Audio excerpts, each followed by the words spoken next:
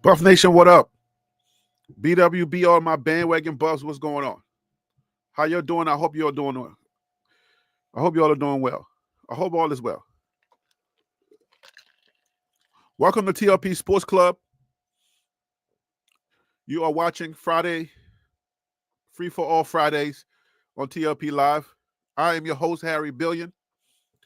Welcome to the channel. If you are new to the channel, this is your very first time joining us on this live, please do me a favor and smash that subscribe button if you haven't subscribed to the channel, especially if this is not your first video, but this is like one of several videos. Please go ahead and smash that subscribe button. I will very much appreciate it. You feel me? You've watched several videos and you've seen the content.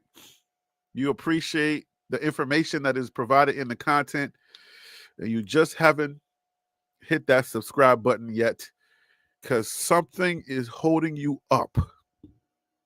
Your hands are heavy. Whatever it is, help the channel out by clicking that subscribe button. If you watch the videos and you're like, oh, he's behind the scenes, you don't really get to see him, this is your opportunity. Twice a week, Mondays, Tuesdays, and Fridays, we go live, and you get to interact with me, the real person. I'm in my studio in New York. I'm here. This is me, for real. The guy, the voice, the personality that's behind the channel. It's me. Colorado is in a unique position. Coach Prime is in a unique position. I want to ask you a few questions. I want you to interact with me if you can. I want us to be serious today. We're always serious here, but I want us to be serious today because I have a few questions. They're fair questions. I want to see if we can answer some of those questions and see if we can do it in a fair way. All right? Colorado is building its roster, putting it together the best way that they possibly can. And we're going to talk about that. The first thing I want to talk about, though, is the video that I put out last night.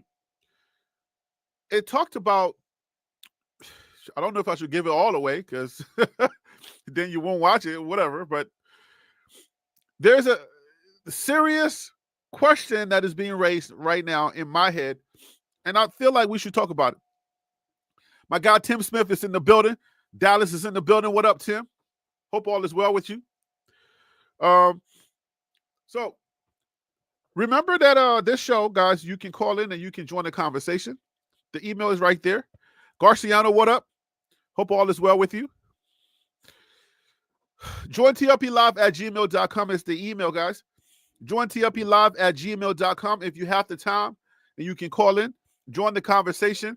Let's talk about this topic of resistance. Let's talk about is what Colorado is requiring of Prime.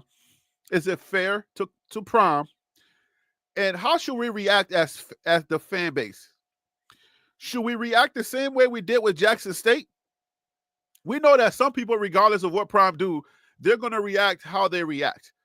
But some of the information that is coming out from behind the scenes, whoever's leaking it, they're leaking it. Who cares? Okay?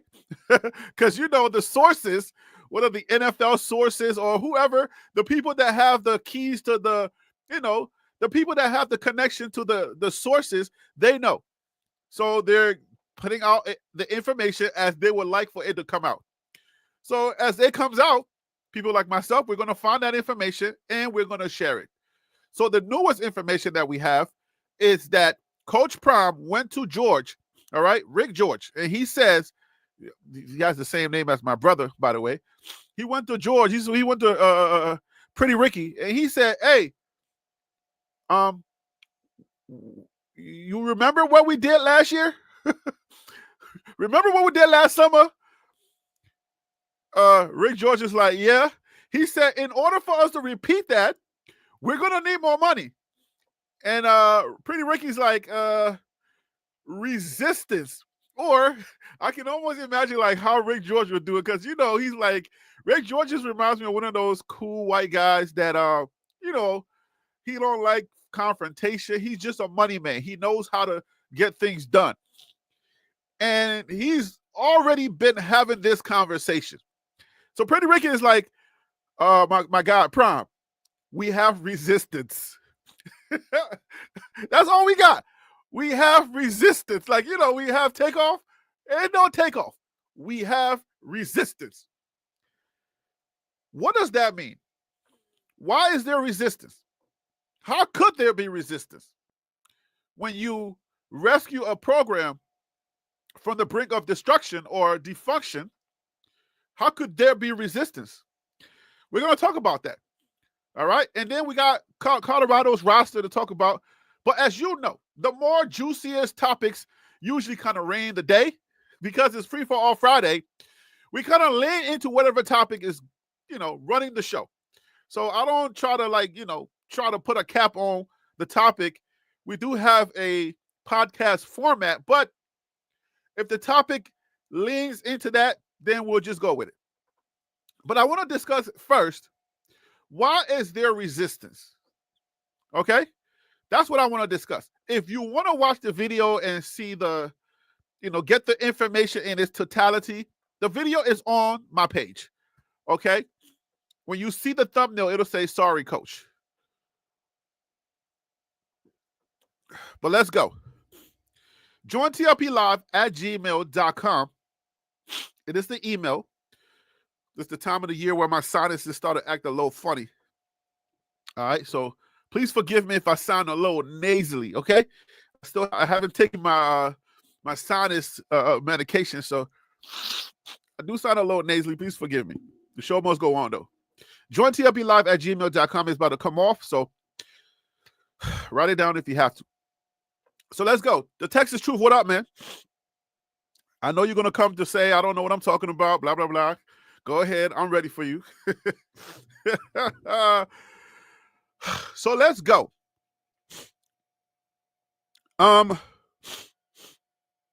Resistance. I don't think I have to describe what resistance means.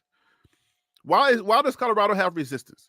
When Coach Prime says, "Hey man, I need more money," what needs to happen is we need to remember where the program was and where the program wants to go. Do y'all think it is fair to Coach Prime at a Power 4? And for those of you who don't understand what a Power 4 is, okay, Power 4 literally, okay, and I'm going to tell you, like, this is research information, okay? I have a video on that on the channel, because this is the history channel, in case you didn't know. This is where we get information. We research information and we put it out there. If you don't know college football a lot, this here channel is your channel. I have a plethora of videos on this here channel about CU, about college football, understanding the NIL, understanding the transfer portal. I mean, I have pretty much done a lot of those things. Okay, so that's why when you come here to this channel, you're going to learn a little something. The Power 4, okay, will be the top 4. It used to be 5 when we had the 5th conference. It is the top 4 richest conferences in college football. So, because they're Power 4, okay? It used to be Power 5 when the Pac-12 was still functional. So you're supposed to be the ones that have money, okay? This is your identity. The top richest conferences in college football. That's what your identity is. You got money. It's like one of those clubs that gleans their identity from having money, like a hedge fund, right? I don't think, and I'm not a financial person, but I don't think that you could actually be called a hedge fund and you're not managing a certain amount of money. All of you financial people, where's my guy Peter Investor? All of you financial people who are out there, I think, yeah, let me not call no names. All of you financial people out there, please. I think Prime Effect, yeah, Prime. I was thinking about that channel, Prime Effect 101. All of y'all let me know when you are managing a hedge fund. I believe you have to be in a certain bracket to be called a hedge fund. All right, you can't be managing a few $1 million and you think, oh, you're a hedge fund. Nah, if I'm not mistaken, it got to be like maybe 500 something. You know what I'm saying? Like, you got to have a lot of money to be managing a hedge fund. You're not called a hedge fund by just managing a few $100,000, $1 million here and there. You're not called a hedge fund. You don't qualify. You don't qualify for Power 4 if you ain't got money. I ain't going to sugarcoat, paraphrase, put it left and right. Nah, you can't be in the Power 4 if you ain't got money. Your definition of Power 4 is that you are the top 4 most richest conference in college football. That's your identity. So let's go back to Colorado. Colorado, you're one of the Power 4. So why are you acting like you ain't got money? What is this an undercover HBCU? I'm going to piss off some people today. Okay? I'm ready today. What are we talking about? What are we doing here? All right? Are you pump faking? What are you doing?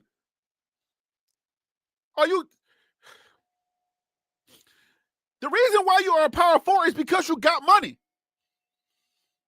So riddle me this. Colorado, why you don't have money? Let me just put it in my black thug language. I'm not a thug, by the way. Why you ain't got no money, homie? Yo, son, why you broke?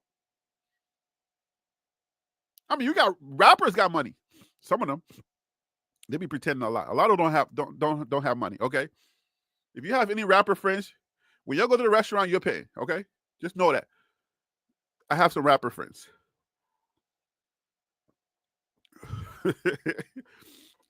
I know people. They got #1 records. Lord have mercy. Colorado, why you ain't got no money? Okay, listen. I feel bad for the people that I have met in Colorado. They're genuinely really good people. They are. Coloradians, like, I don't know what y'all call yourselves, but the people of Colorado are really good people. Okay? We're talking about college football here, right? And Colorado happens to be in the smack in the middle of it. There are other teams in Colorado, but this is the premier team. This is the Power 4 team. All right. There's, CSU and, Colorado, other Colorado teams that are there. Every other movie, whatever, Colorado. Colorado is Colorado. Like, come on. Okay. I feel bad for the people because they're genuine and they're real people. And they really, they needed something to celebrate. So Prime came in the middle of, just being down when it comes to sports. And Coach Prime infused energy into the Colorado economy and the Colorado sports world. Right?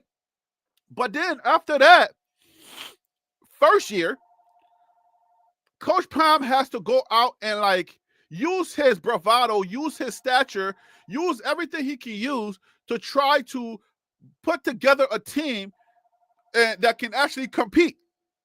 But here's the thing. Here's the problem with this. Okay, let me turn this phone off.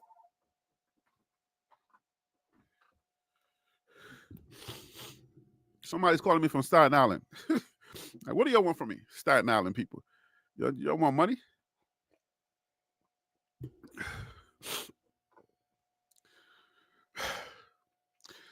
What Coach Prime is able to do with his power is limited. It's very limited.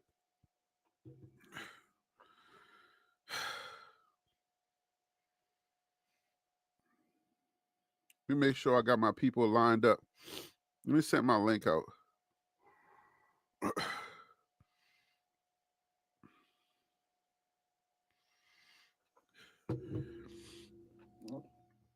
I don't assume to know everything about Colorado's budget and all of that.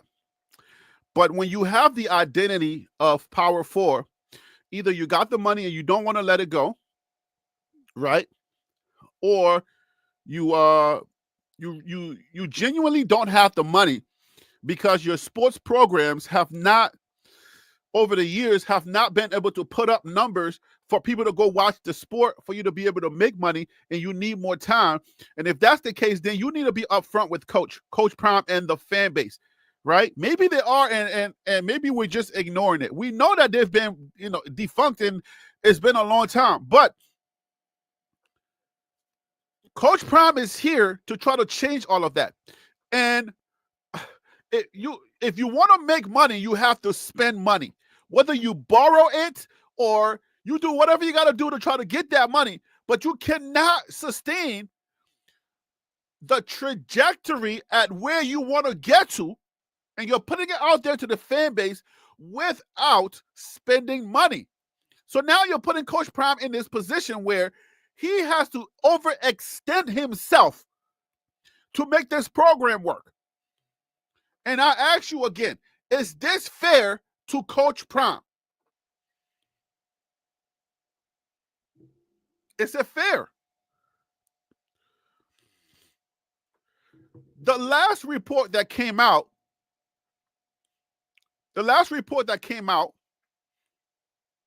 says Coach Prime went to Rick George, and Rick George says, we ain't got it.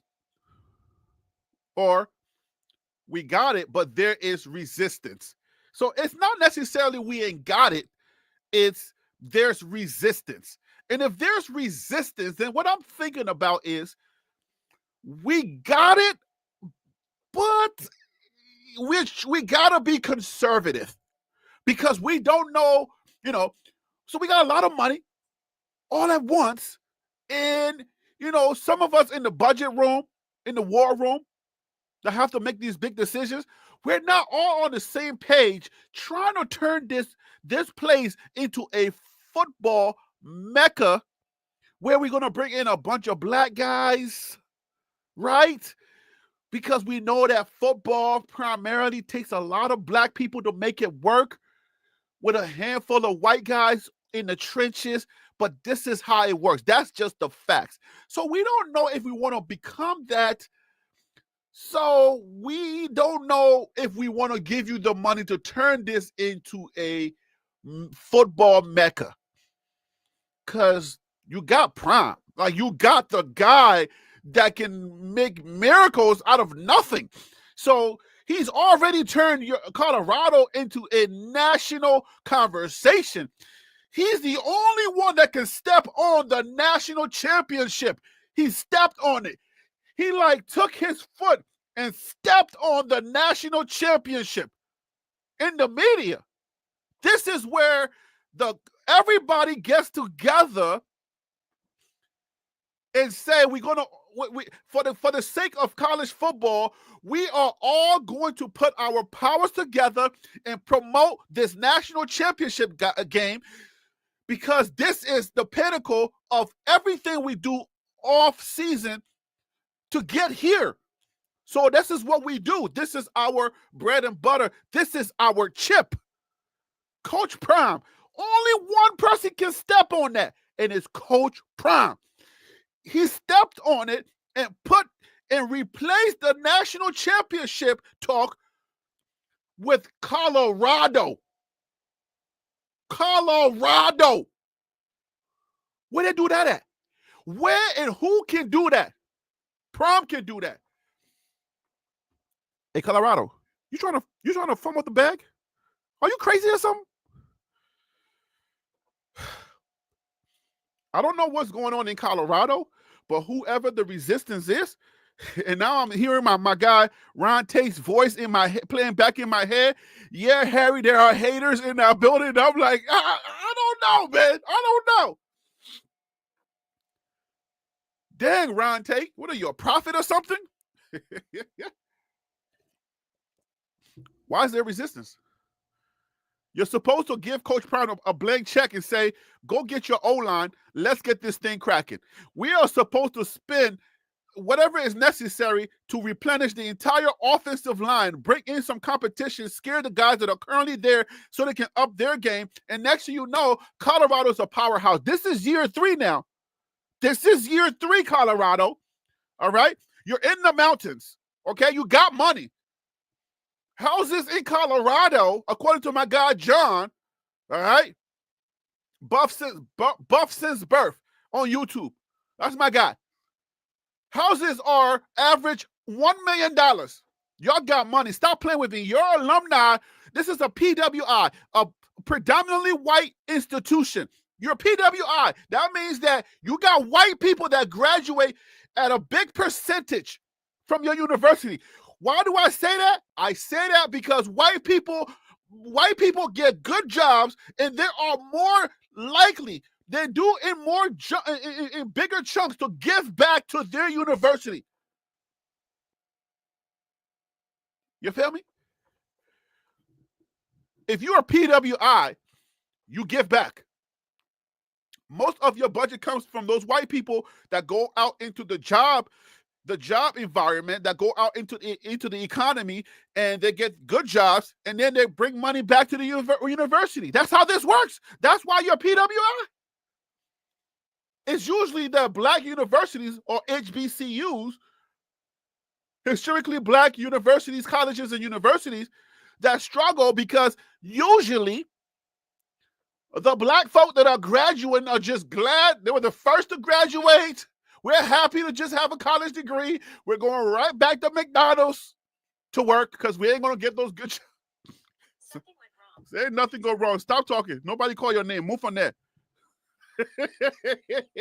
All these listening devices, they be lying to us. Say you got to say their name. Surferboy 3000, what up with you, man?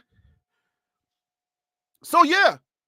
So, HBCUs struggle to get money from their graduates, from their alumni, because we just ain't got it, okay? We're hand to mouth. We're the percentage of us that are actually professionals out there is a little small, okay?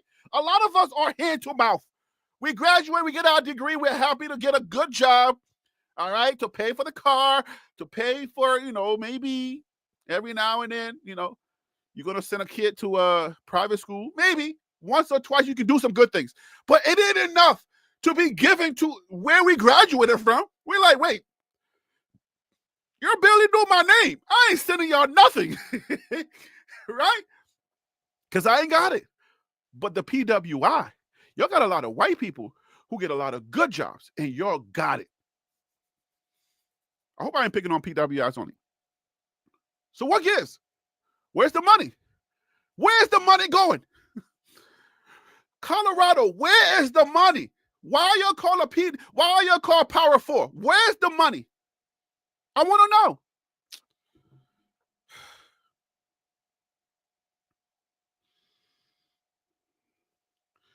I'm sending the link to the next person. We got to talk about this because it's important. Because what you're doing is you're tying Coach Prime's hands, and I don't like the way this smells. Because Coach Prime is one of those guys, he's that friend where he's the ticket. And he's the guy, but he's real nice. But you're that friend that's on the side of you like, hey, yo, Roger, don't give him another $1, bruh. Don't give Roger another red cent. Roger is playing you. But Prime is like, he got it. So, but he's real nice. So he's like, nah, man, Roger's the homie. I'm gonna let Roger hold a low sum. But you're telling Prime, you're like, hey, Prime, but Roger's been leaning on you for too long. And he been telling you, you ain't noticed? You ain't noticed, Prime? Like, you too nice, bruh. Pull back, Prime. Pull back, Prime. Pull back, Prime. Prime is like, he's trying to save everybody. You can't save them all, Prime. So what's going on? Prime is a nice guy. Hey, Prime, is it worth it? Your son had to fork over his own money out of his pocket to pay for some of these players to come back. I mean, to come to Colorado. Like I said in the other video that I just dropped, it's like they give you a salary, and because you got a good heart, you give back the salary to run the program. I get it when it's done at the HBCUs because you got a big old heart and the HBCUs ain't got it. But when you come to these white folk at the PWI who got the money and they're power four, then you start to wonder what's happening. Where's the money at? And why are they trying to play our guy? Where's the money?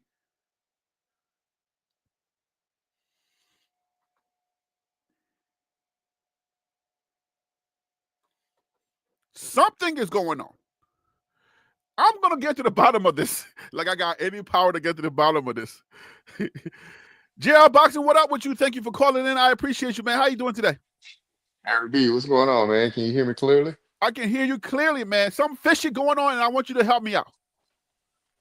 Help me to understand what's going on. Colorado's power four. Why they ain't got no money? Oh, man, come on. You've seen Colorado track record after doing a history about them once Coach Prime got there, right? I mean, Yep. they 20 years down in the dumps, man. So, I mean, anybody that's a smart investor, if I've seen a company that has been negative in the red for 20 years, I'm not going to willingly just open my pocketbook at the first presentation of something that looked nice. Coach Prime doing a hell of a job, but you got to think. I mean, the organization, the university, the football team specifically has been bad for 20 years. And if I'm an alumni there, and let's say I'm donating $1 million a year with no return on the investment for 20 years, and then you get something coming in and you see the momentum and you see the progression, you still I would probably still just be a little bit hesitant to be like, yeah, well, I mean, I know you Are you asked me saying to. they got it, but they're trying to be more conservative with it because they know how hard it comes by? Absolutely. Uh, You can go back and look at the history of the two previous head coaches and the contracts that they gave those head coaches. Very similar to Coach Prime. Actually, the last coach actually made a little bit more than Coach Prime when he was hired at Colorado. But you got to think that coach didn't win. you talking about Mel Tucker? Yeah, Coach Mel Tucker, he was making Mel money at Tucker, Colorado. well, he won 1 year, right? One year out of what? Three years that he was at, 3 or 2 years, something like that, before he left and went to Michigan State. Yeah. So they signed him for a contract, but it just didn't produce on the field. And then it's the same thing for Coach Prime. Like Coach Prime came and he has infused the community with tons of money. He has infused that university with tons of money. It's like they trying to get back on their feet. You know what I'm saying? So So whose side after are you on? I'm I'm kind of down the middle. Look, I want Coach Prime to get his money. He deserves his money, but I'll say this, Harry. If you look at Coach Prime's record at CU, Uh-huh. because being a football coach is about winning. We can say all the money that he bringing in, that's great. But at the end of the day, it's about wins and losses as a football coach. His record at Colorado is 13-12 after 2 years. You ready to jump out the window for 13-12? If you remove the name Coach Prime and you put another coach's name on that and said, all right, we want to get this coach a new contract. His record is 13-12, and we want to pay him $10 million. Are you ready to open your pocketbook for that, Harry? Keep it honest. No, we're gonna answer this question today. It has to be answered, and we're gonna get some answers. Let me bring on Tim and Phil so they can join the conversation. Tim Dallas is in the building. What up, Tim? How you doing today, brother? I appreciate you. Yo, what up with it, Harry? What's up, JR Boxing? I know you're gonna bring on DC. What up, DC? Phil's coming on DC. He's What probably up, Phil? cleaning his Glocks. You know, he got a new one, so I don't know if he wanted me to share that, but still, I don't know. I'm sorry, DC. I jumped the gun. Phil, what's up, man? I appreciate you calling in. What up with you? Feel so real. MacTown is in the building. What's up with you? Stop, Magtown, bro. Stop. That sounds like a coffee shop. Yeah. No, I swear to God, that's what they call it. They call it. I They know. call I'm it the just messing MacTown, with you, man. bro. You know, I mean, honestly, we could come up with some better stuff, but we'll stick with the MacTown for now. If you know who Little Richard is, he was born and raised here. So was Lewis Redden. So, you know what I'm saying? We got some legends down here. All right, so my guy JR Boxing got a cool question. I want us to answer. Like, Great how do question, actually. yeah. Let's answer that question. Phil? You want to kick it off Yeah. So long story short, no, before I'm you not go? paying. Before you Okay, go, go ahead. let me bring on DC. That way we can just kind of all get into this. And can you repeat the question too? Yeah, he will. DC, what up with you, man? I What jumped up? the gun. I'm sorry, I jumped. How you doing today, brother? I appreciate you. Chilling. Let's get into it. Let's go. Could you repeat the question, JR Boxing, please? Yeah. So the question I had for Harry was remove the name Coach Prime and you go strictly from the record. We're talking about a coach, 13 and 12, looking to do a new contract. Are you ready to pay that coach upwards of $10 million with a record at your university of 13 and 12? That's But the but question. but let's keep the context open. The context is you're trying to be conservative with the money you got. You've been in the dumps for a minute. You don't hate Prime, but you want to make sure that you keep things kind of like legit. But go ahead. Y'all talk. I gotta take this call. Go ahead. Well, I mean, I can go ahead and answer that question for you, JR. I think it's simply put, I'm not giving him that money because I haven't seen enough for me to be confident in it. I think the money that he can bring into Boulder obviously cannot be denied. But at the end of the day, I still want to have trophies and rings to show off to people. So you have to determine um, based off of our trajectory, can Deion give me that? Because if I feel like he can, then I will invest that money. But just if we're going purely just based off of wins and losses, I can't give him that money. But if we're going to talk about economic impact and the possibility of wins and losses, of winning championships, then I could kind of lean towards giving him that money. But as the way I think about things right now, I couldn't fork over that type of money. I couldn't fork over that national championship type of money to Deion based off of a 13 and 12 record right now. Yeah. And this ain't no hating on Prime or nothing. We're talking from the perspective of the university. You feel me? Like this ain't Prime is worth it and Prime has done that. Strictly from you are in the seat of is it a dean or whoever is the The chancellor? athletic director. Well, I'm talking The about I'm talking athletic about the director and guy. the president. No, I'm talking about the guy that pays him, right? Because you're at the university level.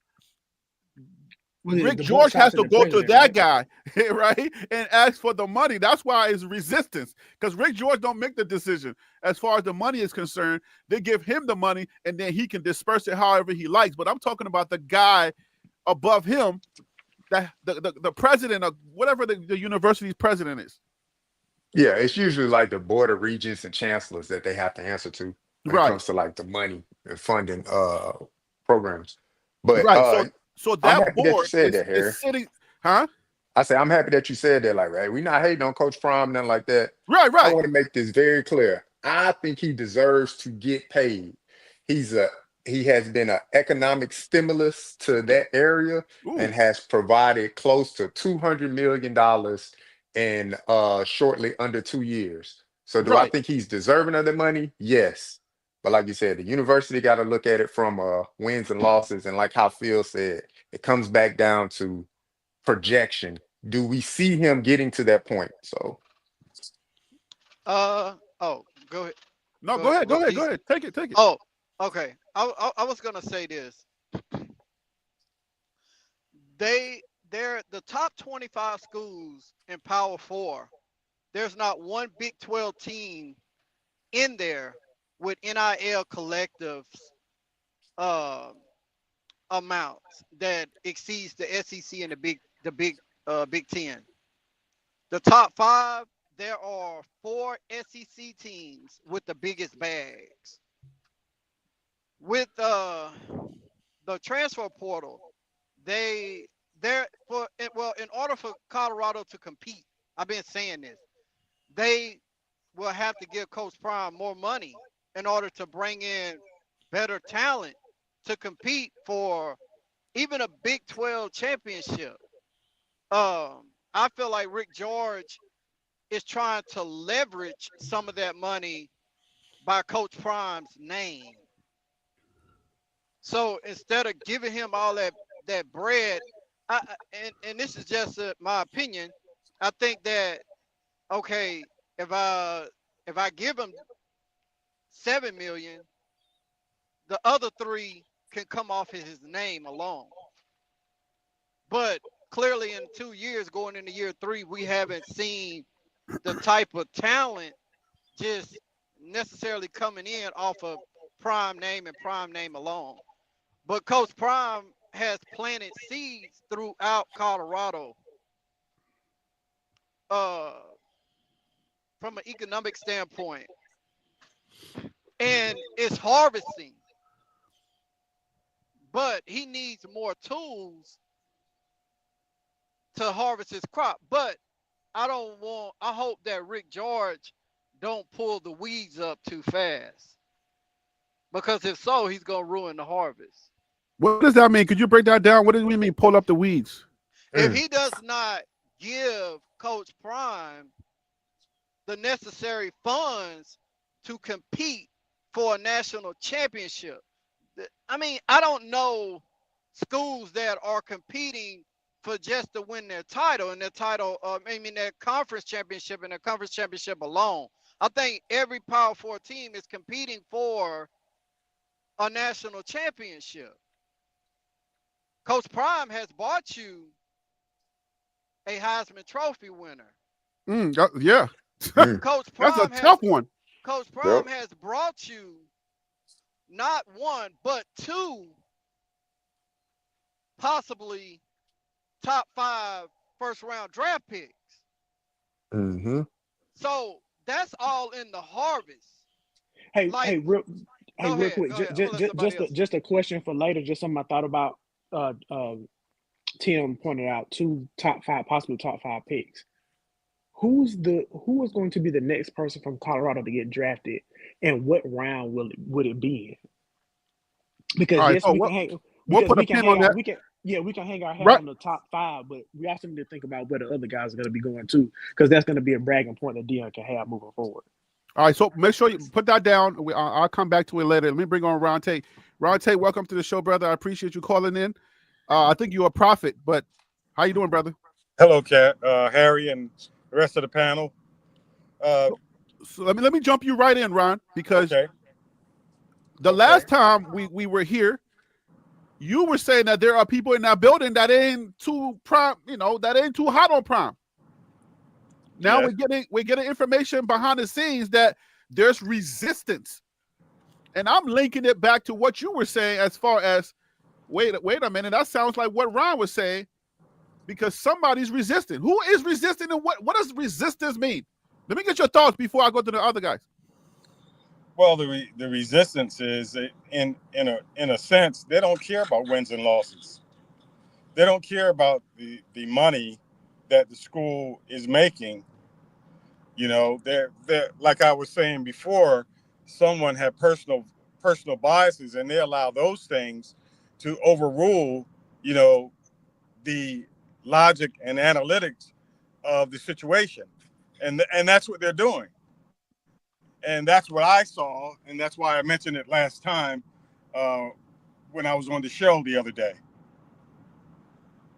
Rick George is the point man that everyone can point at, but Rick George does not control the funds. It's the Board of Regents, right? And they had a struggle hiring Coach Prime because one of the individuals on there who is was a strong uh, coming there, and I'm sure they're having the Repeat that same part, because situation now with Pence. repeat that last part. Yeah, Something about the there was an individual. adversary. I'm sorry, say it again. No, I said repeat that last part because it got caught up in the matrix. Okay, about the border So, regions and the individual that was yeah. That pushing individual. against.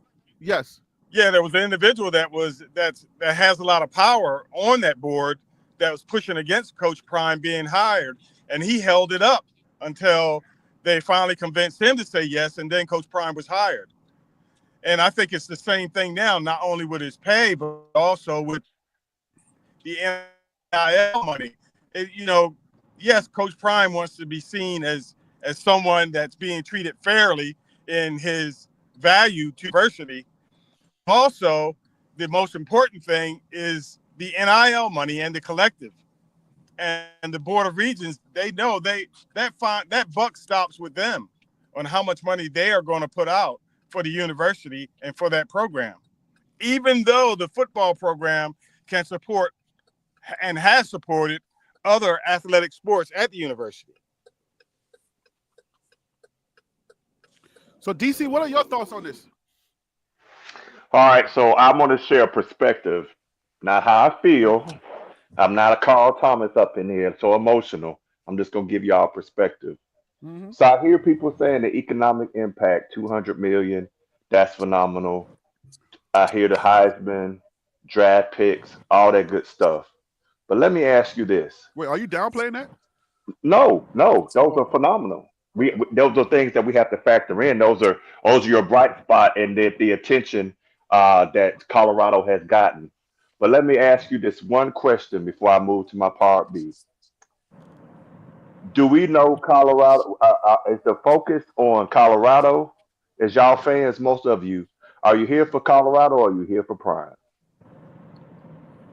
can it be I'm both? here. We I'm Can here two for things Prime. be true at the same time? Can it be we both? know most of y'all not here for. Let's go ahead and just call it for what it is. So here's the reason why. If I right now, Colorado has a brand problem. Once Prime goes, most of these people, even you see people in the chat saying, once Prime goes, even the folks trying to throw shade at YouTubers, even though they won't jump on the panel, that they'll say that once Prime leaves, that what will he do? The point I'm saying is, if you have these people sitting on that board and boosters, they have to kind of sit here and say I give 300 million to an NIL and I give 10 million to Prime, and then he leaves. Now what does Colorado have?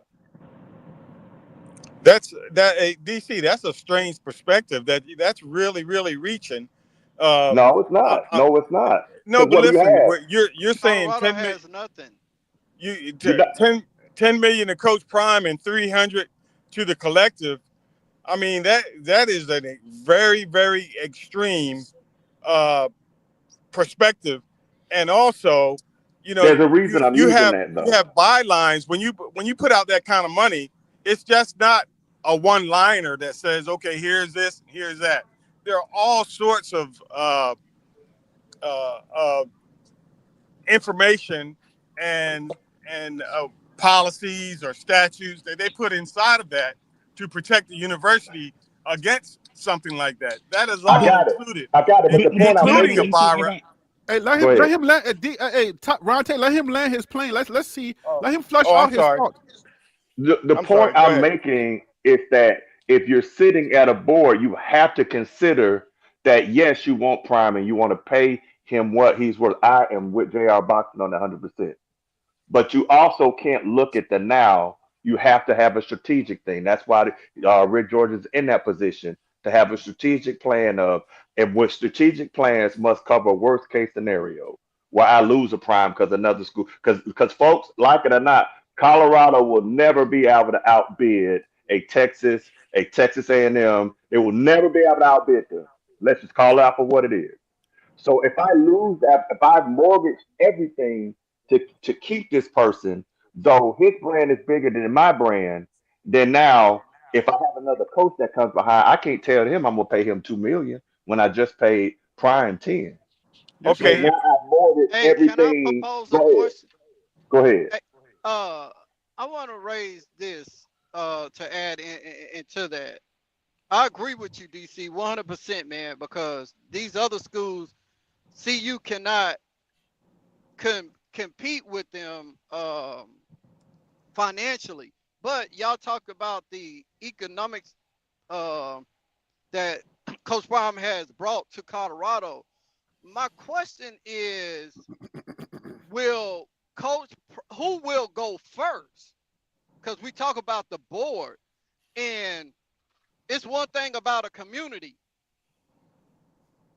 They will have a lot of pushback if y'all just let Prime walk out the door without trying to give him the type of money that he deserves.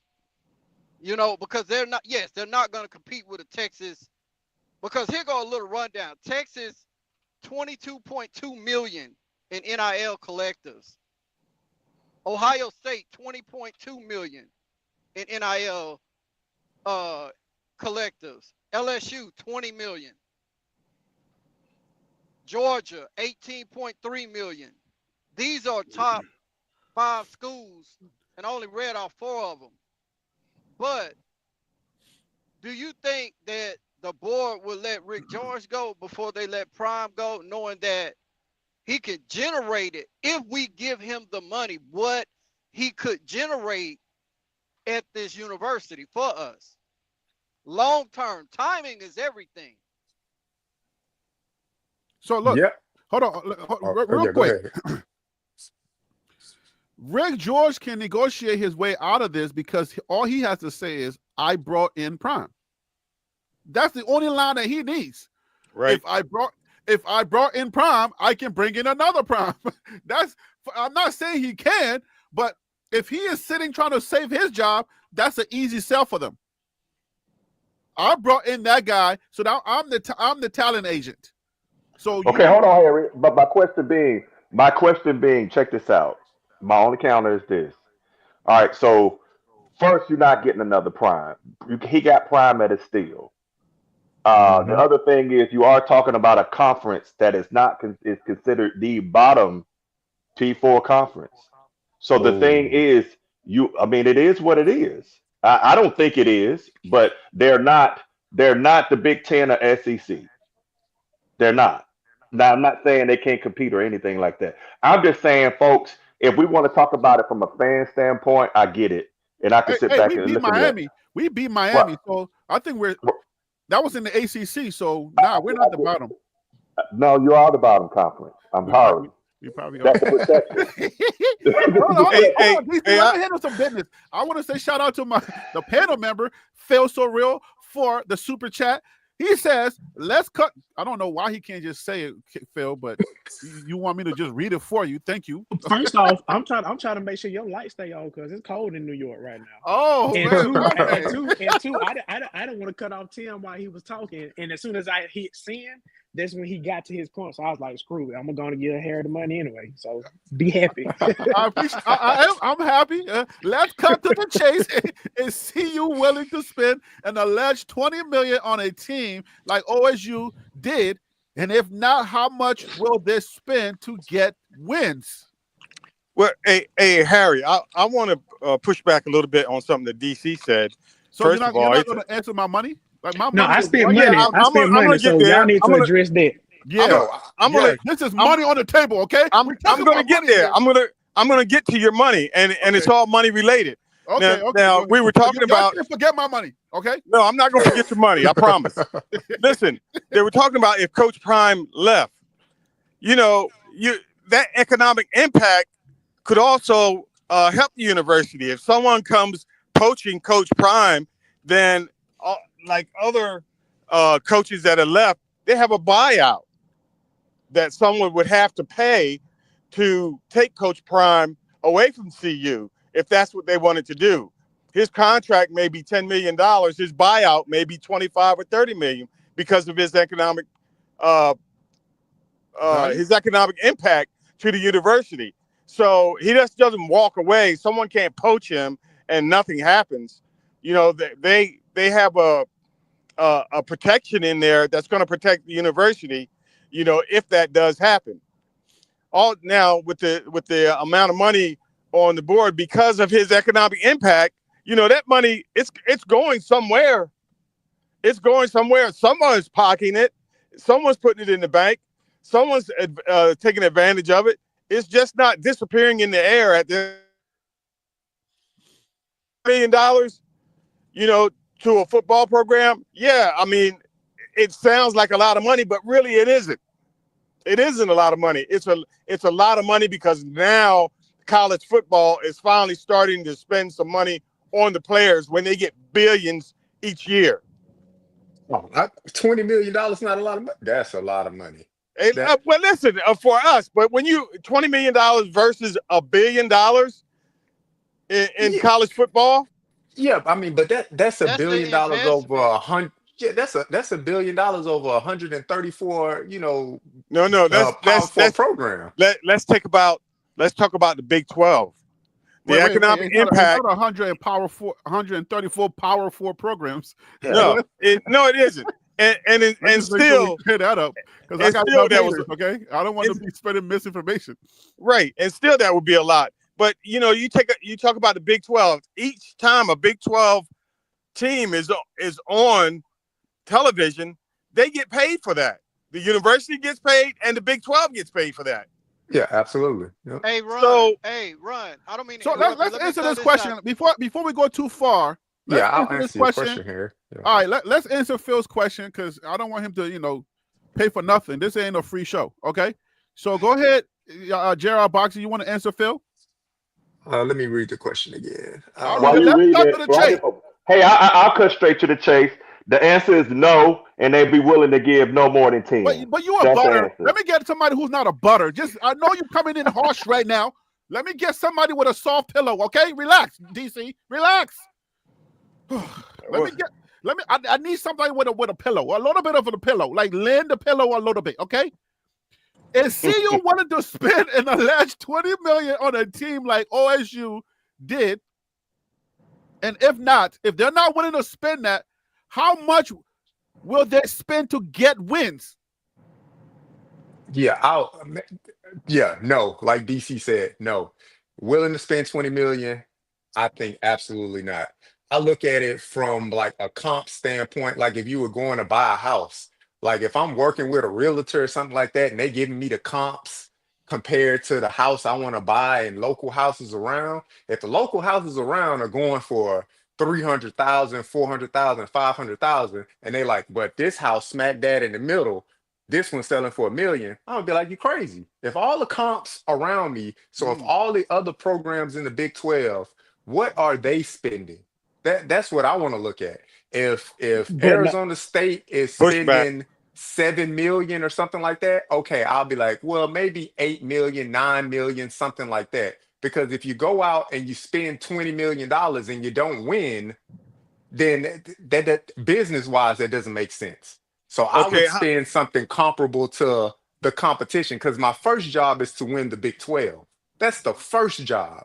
Let's win the Big 12 first. If we win the Big 12, and then we can look forward to, all right, national championship aspirations and all of that. Sure, everybody open the season and say they want to win a national championship, but there's only one team that's going to win your conference. You're not even willing to spend the money to win your conference, though. That's the thing. You went 9 and 4 last year. Yep. Mm-hmm. Yeah, and you and got smacked up by BYU. So some of the teams that are in the conference now, they're doing it the traditional way. Texas Tech is emptying the clip.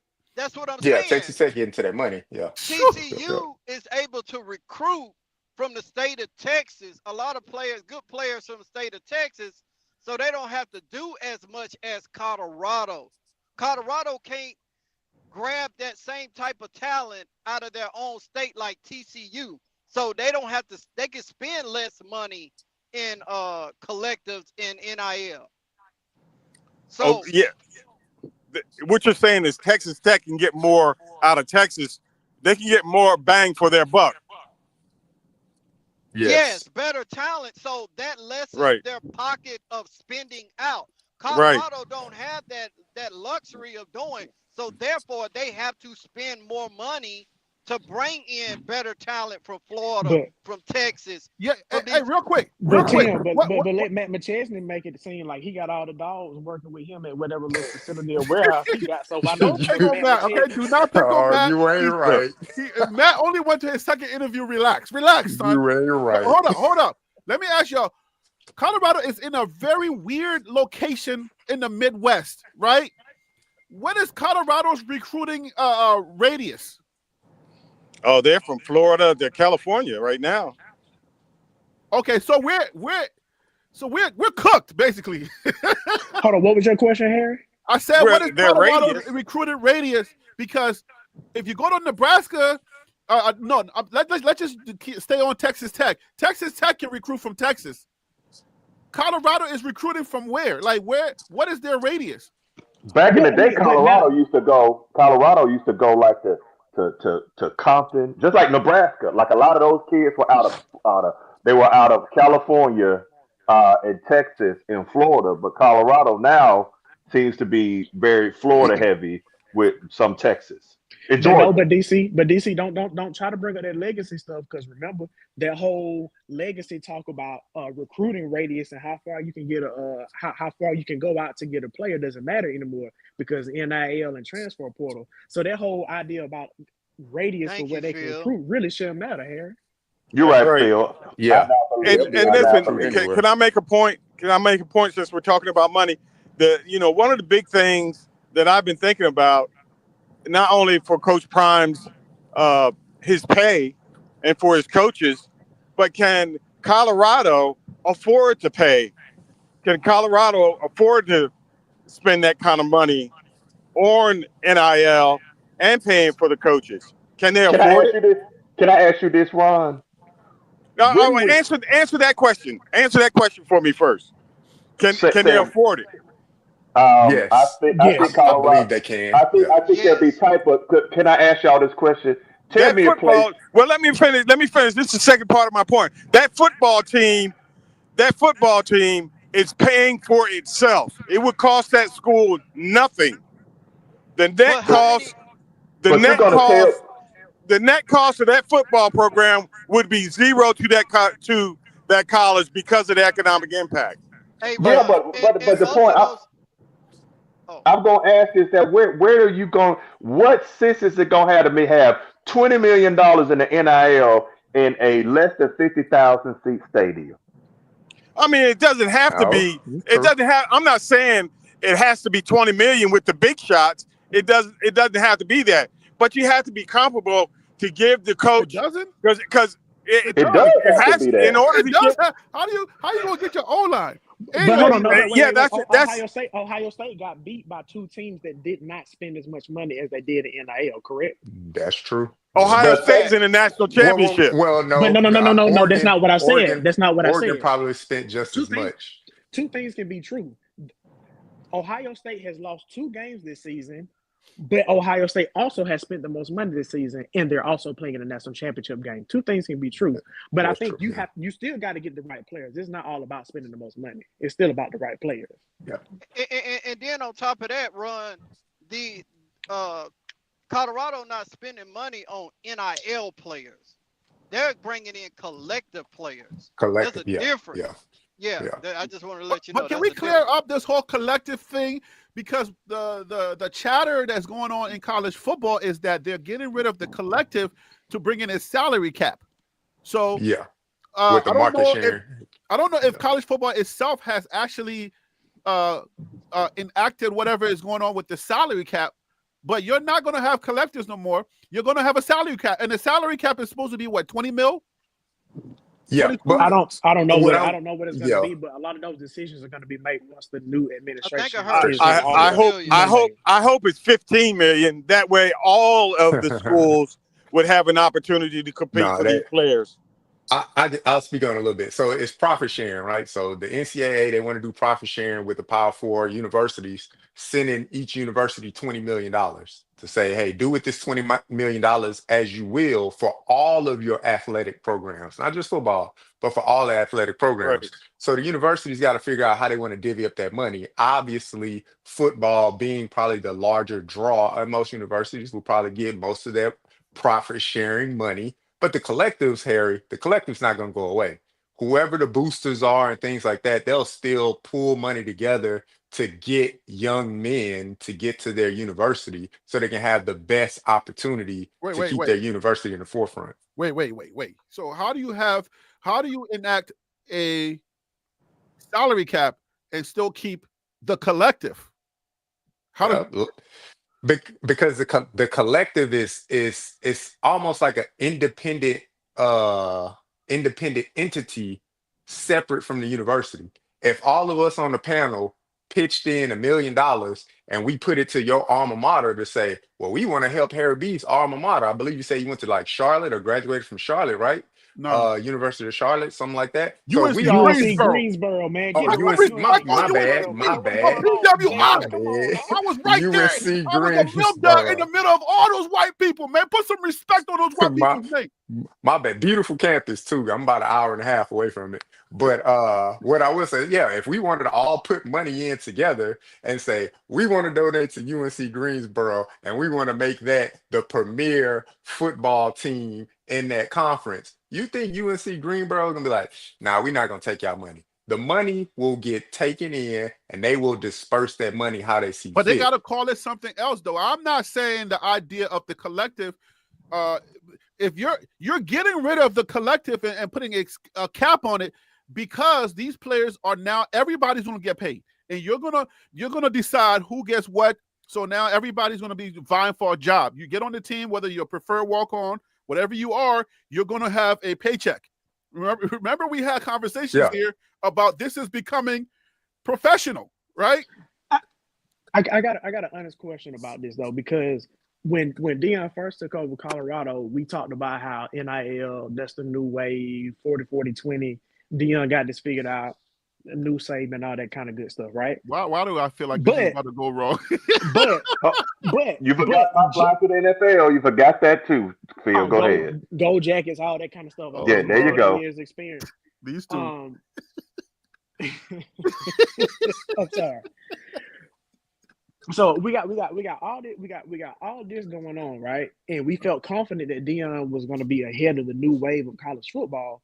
But with the new rules and regulations that are going to be put into place, are we still confident that the advantage he had just 2-3 years ago when he came to Colorado, he's still going to have with college football changing even more than what it was just 2 years ago? Yes, Does I that make believe sense? he Let me provide a little bit of I nuance for believe that. he still has an advantage. I Yeah. say yes and no, but keep in mind, you can only motivate somebody so to a certain extent. You can't come on, bro. Like we had BJ Green, we had Nakai Hill Green, we had the block bully. Those guys are monsters when it comes to playing, right? They can play the game of football, but it's not just about those players. It's about what's the guy next to him, right? Like you can put a few good stuff in the midst of a lot of bad stuff, and you can't win. You gotta have the entire. You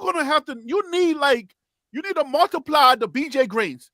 You gotta multiply all of them, and to do that, you need money. So yes and no, because I think Coach Prime is the best. He's one of the best that could do it with a little bit less, but you can't do it with nothing. And I think that's what Colorado is trying to do. Colorado is trying to pay him a little bit of money and then give him a small budget and say, hey, you're Prime, go do it. You did it before. He's like, no, but not where we're trying to get to. Let me let somebody else come in. Yeah. What I'll say to that is, I believe yes, he can do it, and this is my reasoning behind it. So 105 scholarships is what they're gonna have. If you go in on the first portal and you bring Aren't they in, cutting that down? Is No, college football yeah, coming it's down with a roster limit? yeah, it's gonna be 105. It was 105, once okay. 150, Now it's coming down to 105. Okay, good So information. Thank you. with 105 players on the team, let's say in the first wave of the portal, you go all in and you bringing in 100 players. What wiggle room does that bring you in the spring portal? A smart coach would look, hey, let me put together as much as a solid foundation as I can do in the first portal, 70, maybe 80 players. Guess what? In the spring portal, that's the last portal before the college football season starts, unless you're a grad transfer. Hey, bro, why you Those sound young I so got a little why you pushback to sound like that, DC JR so much? Boston. no, DC, is that but your cousin? what I will say is that the pressure will then be back on the athlete, because in the first portal I can throw my name in there and be like, "Yep, I want $1 million." In the second portal, let's say I hop in the portal the second time and I throw my name in and say I want $1 million. A team might be like, "Well, yeah, we're not paying you $1 million," because guess what? If nobody picks you up, you don't play that season. So my leverage as the university, I don't have to go and pay you as much money as I would a player in the first half of the portal. Because one, the roster still got to get filled out and players still got to land somewhere. Guys, there's 7,000 players in the portal in total. I don't know how many of them are just college football, like football athletes, but in total, 7,000 young men and young women in the transfer portal. Let's say if there's 2,000 of them in the portal that's football. How many of those 2,000 players going to end up on somebody's roster saying that I want $1 million or The, the 700,000 or top That's not players, 500,000? gonna happen, first of depending all, on the Hey, player. yeah, the top players have a do not contact, right? And the ones that do have the contact, they get snatched up before they even they're only getting in the portal and they already know where they're going. So exactly. if you're just sitting in the portal, you're a sitting duck. Like ain't nothing you Exactly. a So preferred walk on maybe? so Hey, that's can what I I'm saying. can Not I say bringing something? in a whole bevy of first portal wave. Like they were very conservative. Colorado was very conservative in that first portal. They brought in out of the portal, I think they brought in like 14, 15 guys. Mhm. We're losing like 40 something guys due to just attrition, graduation, people hopping in the portal. So we lost 40, and then we only brought in, like, with the high school recruits in the portal, like 30. So that's a minus 10 already.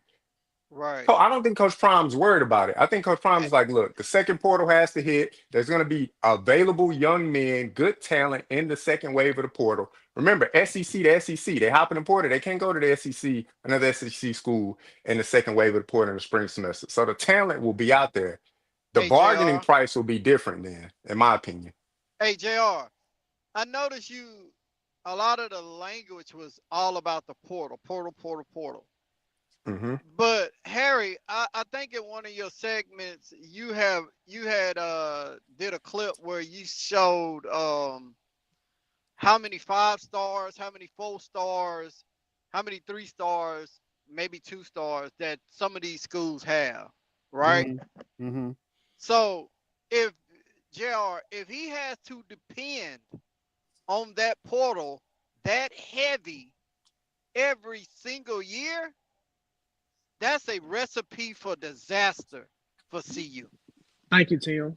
And I Yeah, think this year is going. I think this year, even though they bringing in talent, see, Prime is spending majority of their money on receivers, quarterbacks, uh, DBs, and stuff like that. But where the gains are won in the trenches, that O line, they're not investing a lot of money. They trying to work them up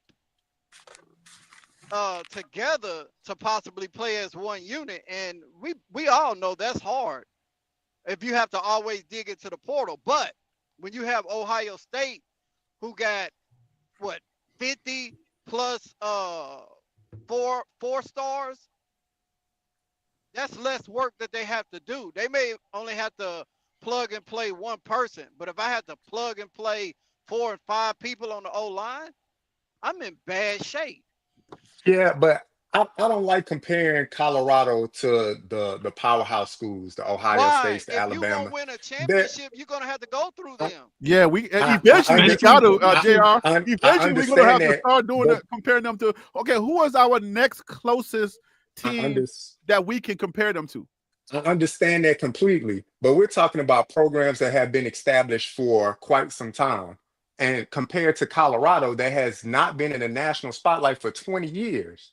If we're expecting Coach Prime to flip this program around in 3, 4 years, that's an expectation that is highly, highly unbelievable. Coach That's not what Prime, I'm saying, no, Jr. no coach is going to come out and say, we're not competing for a national championship. That's what he's supposed to say. But if you look at the recruiting cycle this year, they brought in 5 linemen. So if he's able to retain, let's say, 3 of those linemen throughout the course of their, 3 year, 4 year journey here at the school, then you are building a team. He got him a quarterback and he got 5 linemen to go with that quarterback in hopes of building a team. So I think he'll continuously increase his decrease his portal activity and continuously increase his That's amount right. of high school recruits, but it's going to take time.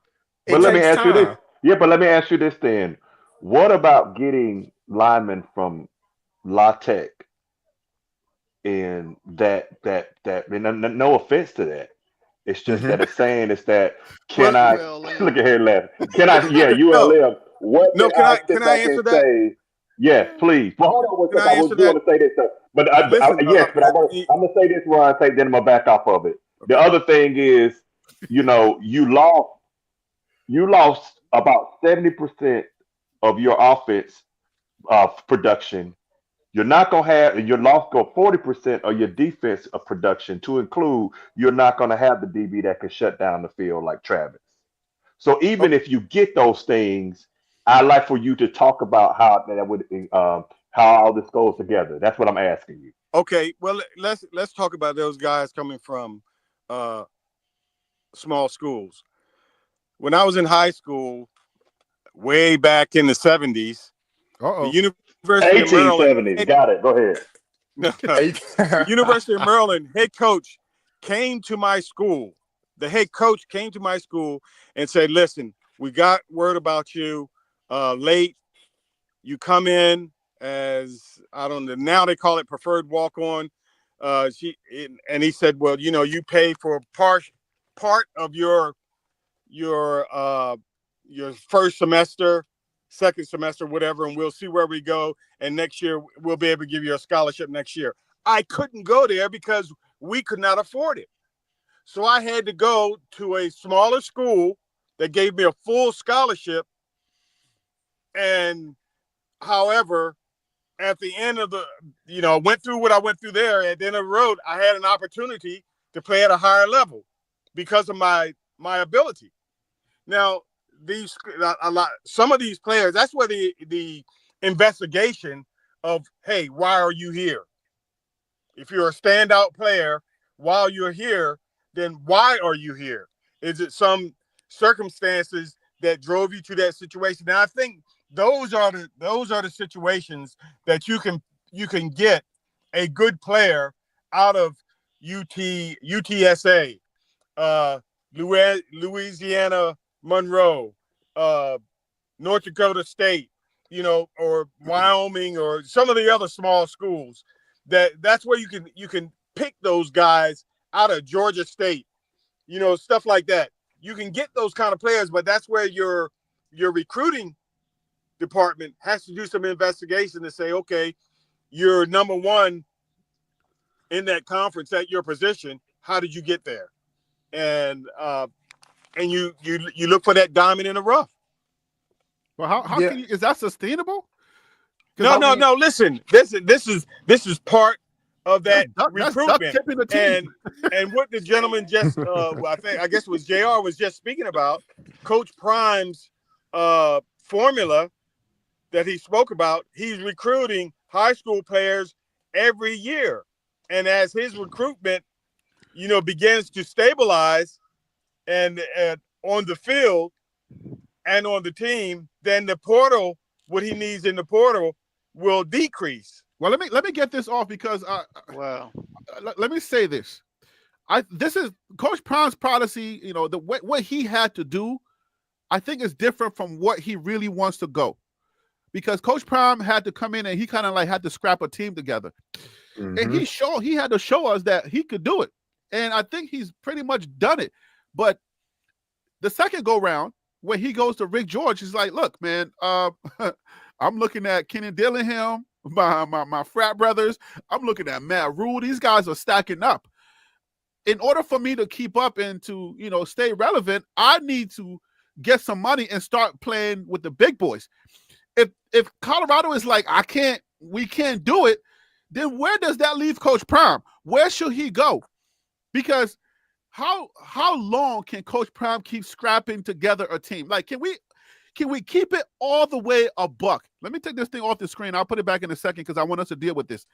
But can we keep it all the way a buck? We know Coach Prime is the ultimate motivator.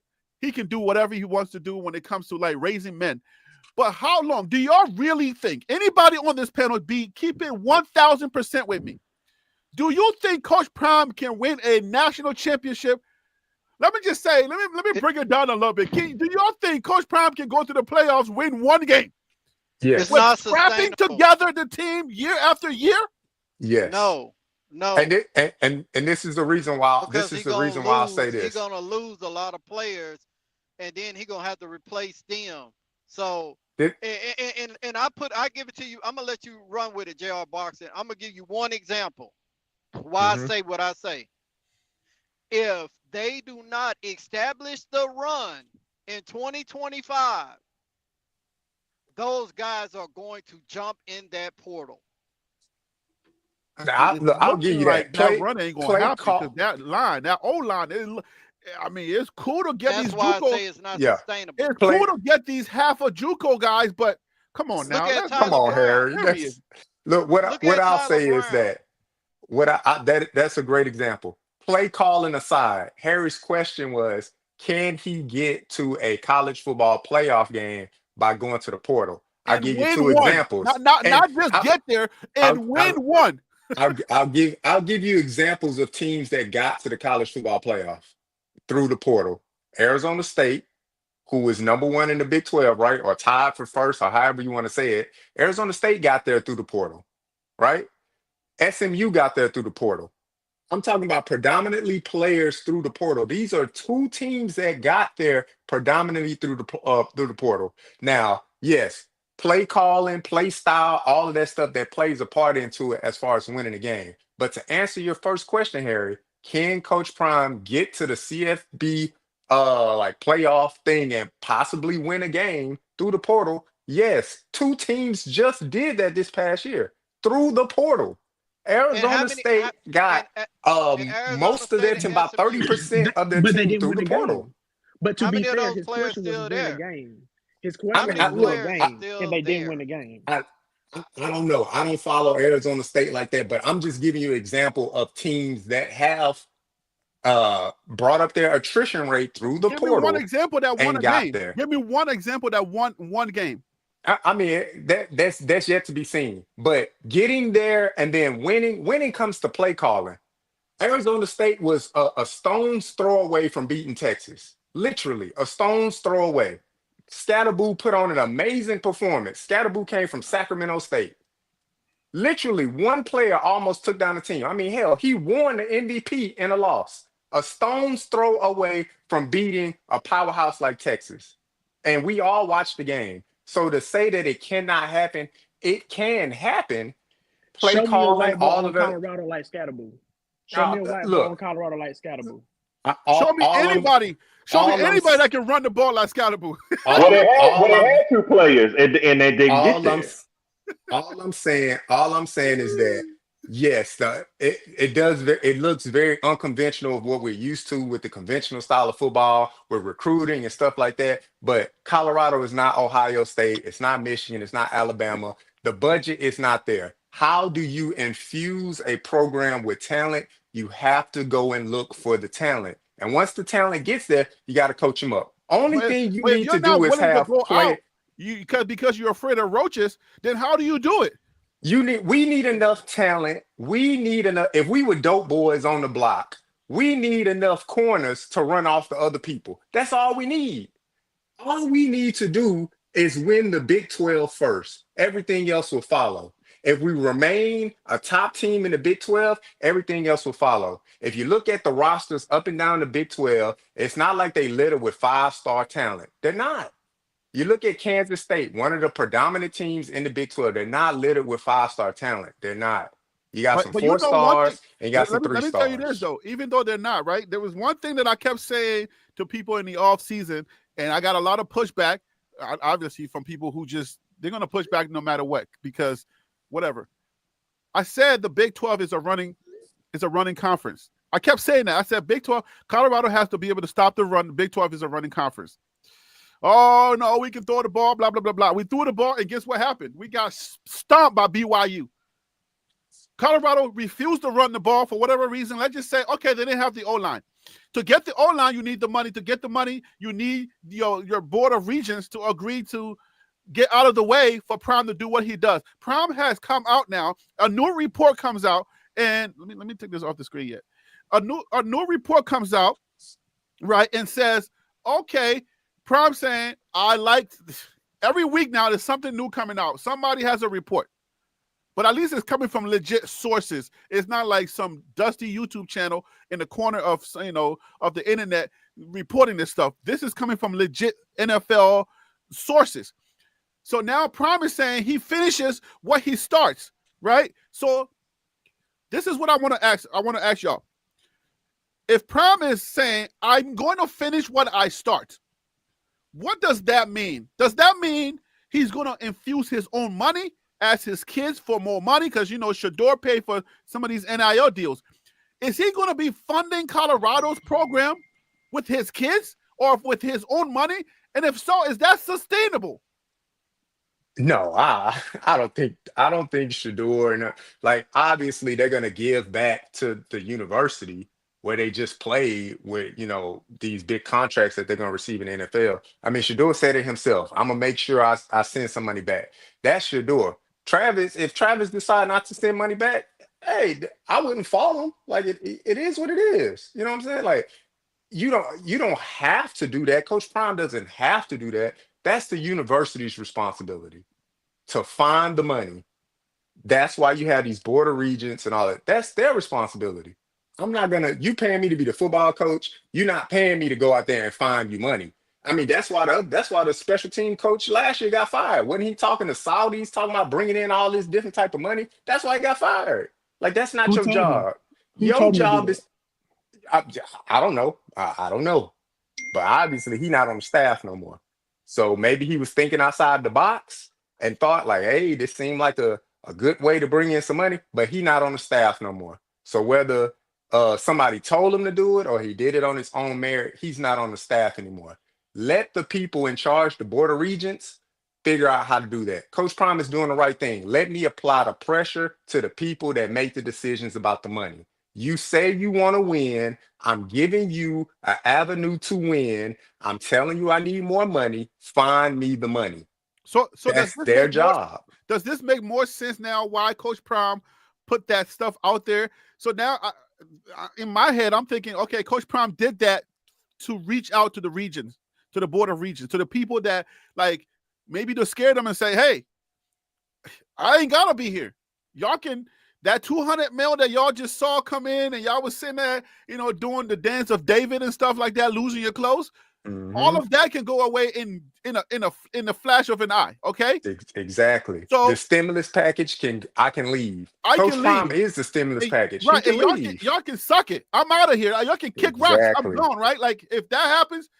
So it wasn't Coach Prime trying to do Colorado dirty. It's the negotiation for these people who don't want to listen, the resistance people, the people that don't want to, that don't understand it's going to take a lot more money because you see what's happening with Ohio State. You see, we need an O-line. Okay? And let's just get this all clear. We need an O-line. How do you get an O-line? You got to pay for it. I want to push back on JR Boxing. I'm not worried about the I want to talk football. I'm not going to worry about the head guys on the board. I'm so done with this. I just want to leave this nuanced conversation and just talk football because I feel like Colorado's roster sucks. The roster sucks, and nobody's talking about that. Yeah.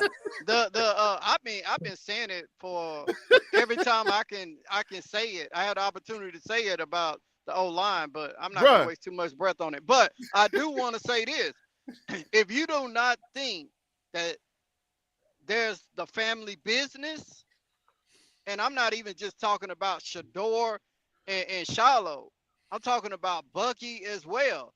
This is a family business, and if Shador and Travis was funding other players while they were in college, they are going to fund better players for their dad to have as long as he stay at Colorado. but Why? why? Because Why should he do it's that? the family business. I get it, but how long can you do that for? Colorado, you taking the money they're giving you, giving it back to them. This is a PWI. Go to the if you're doing it at a black institution, I get it, but this is a PWI that has the money.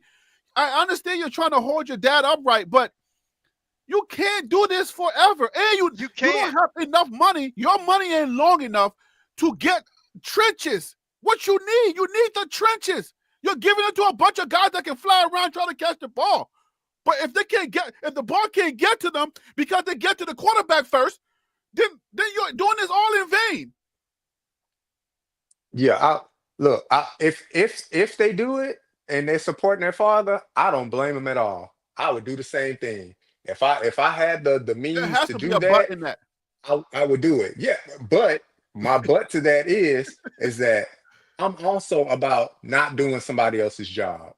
So I'm gonna support my father and stuff like that. If I see that it's not, if I see my father is not being taken care of, put my father in an old folks home and he's not being taken care of there, and then I'm gonna move him somewhere else where he's gonna get taken care of, And that's the or he's gonna NFL. come stay with me. Yeah, That's yeah. that's I, called I'm the gonna get, NFL. That's yeah, why I'm gonna people get him to around where him he can be taken care of. That's Yeah, why people around him are saying, "Hey, Prime, you might want to do that because if these people are forcing your hand and you have to fund this team to try to win, that may not be enough. Like you can do yeah. everything you do, and these people may not appreciate that." Yep. I go back to that first press conference that we saw of Rick George, and one of the reporters from the local news station said, "Well, where are you going to get the money? Oh, we'll find it.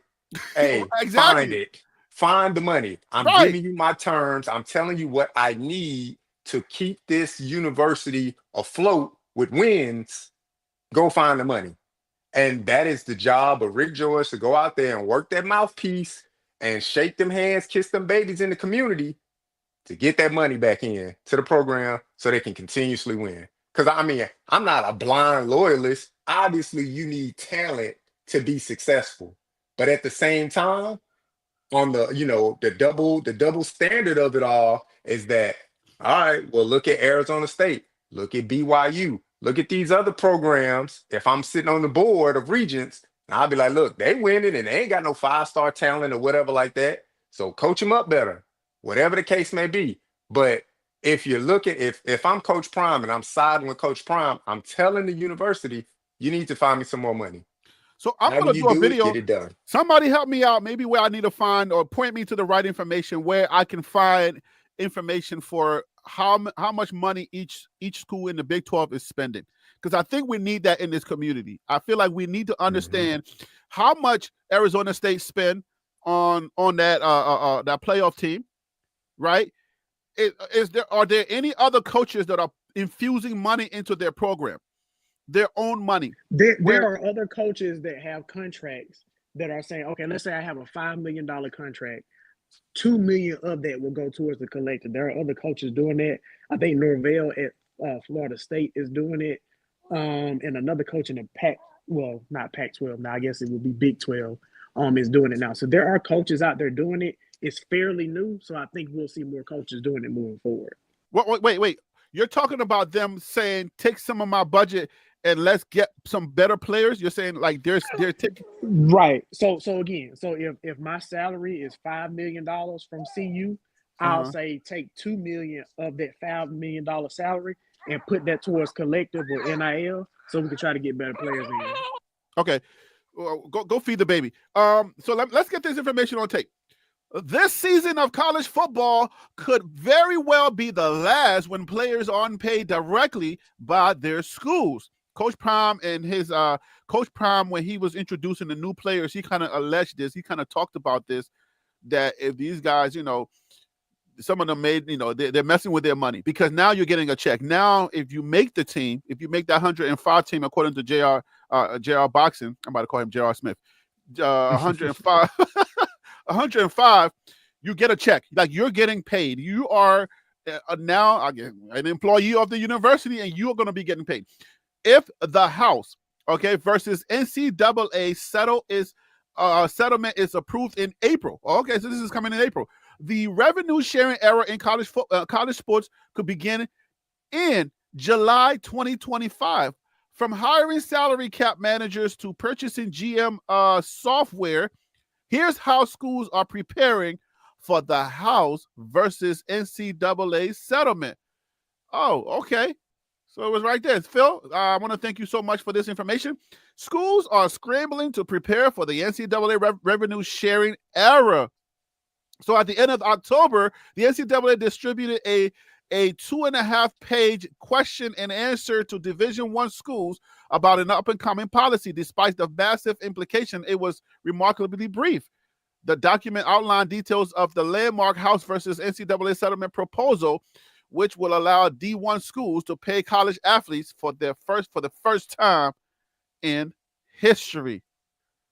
If the proposal is finalized in April, each school could begin sharing between $20 million and $30 million in revenue with players as early as July 1st, 2025.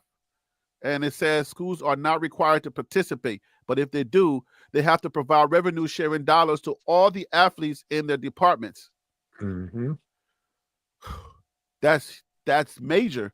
Hey, let me ask you this. How fair is that I want to propose this question because I want to know how fair is that to Coach Prime and CU, because the guy that does the Big 12, talk everything Big 12, I looked at one of his shows where he had all the locked on participants from their initial schools, and all of them said the reason that our school is making as much money as we made this past season is because of Coach Prime.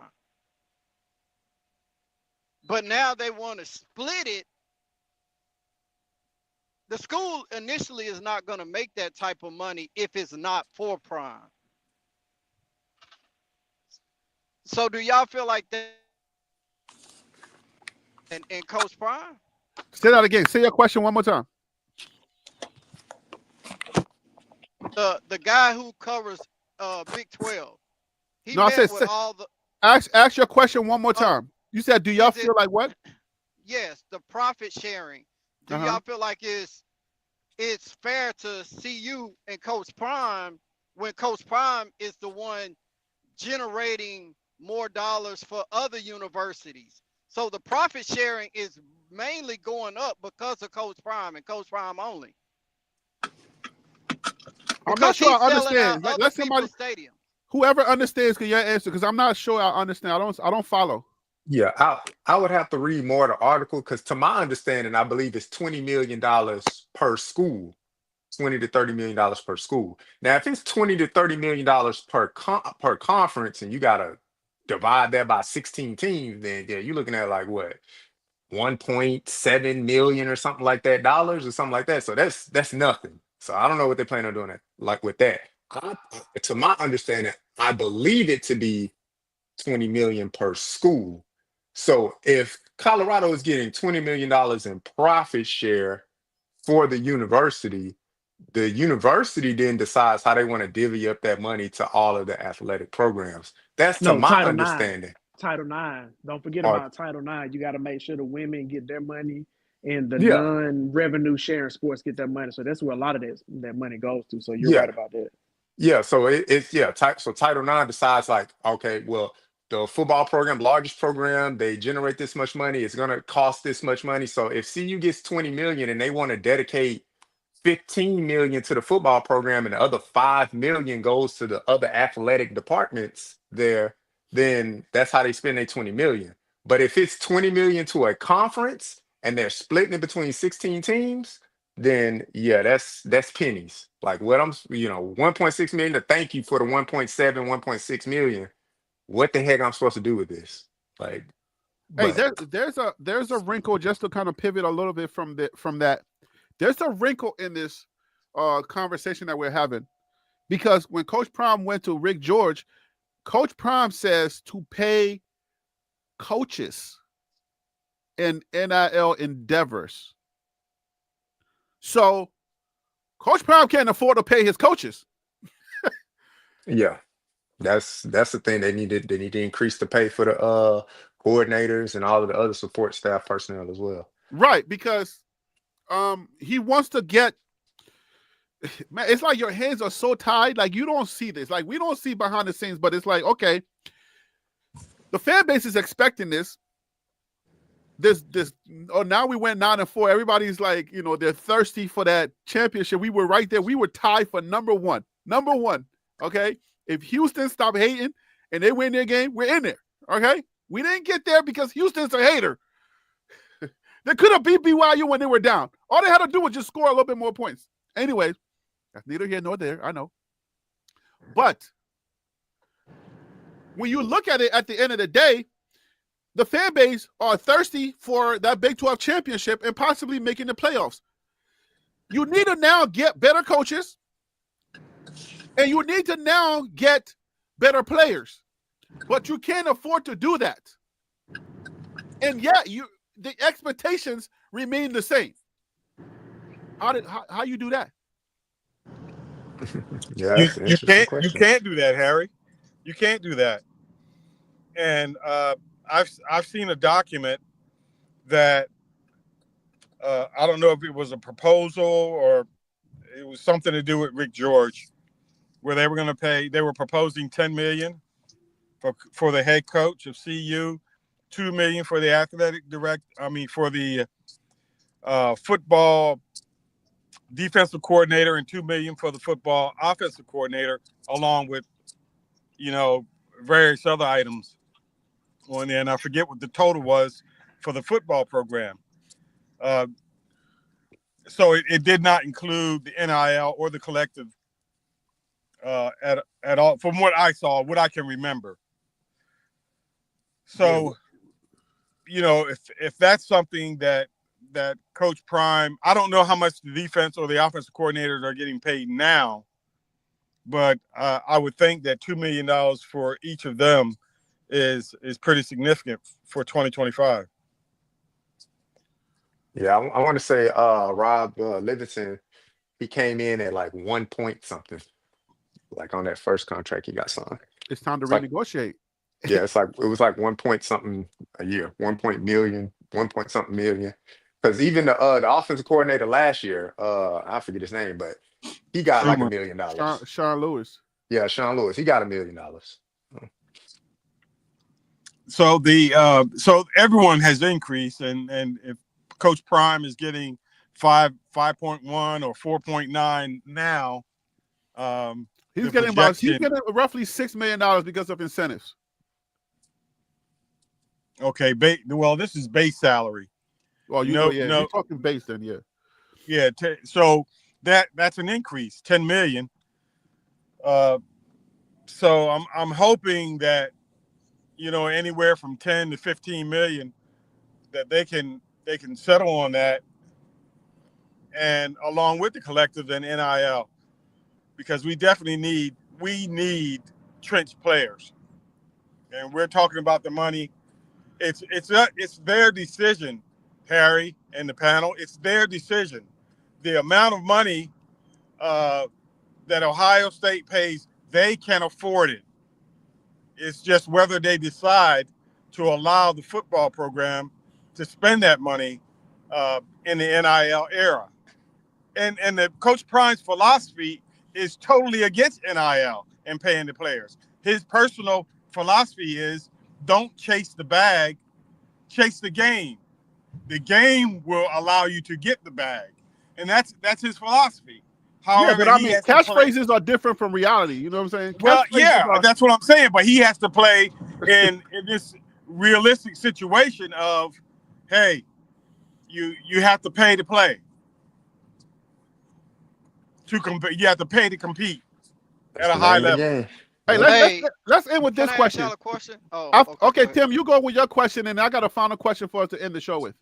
Okay, with the and this to everybody, with the profit sharing amongst schools throughout their athletic program, uh, does that make schools like a Notre Dame a powerhouse, becoming a powerhouse where they're independent and they can financially get whoever they want, or would they make them join a conference?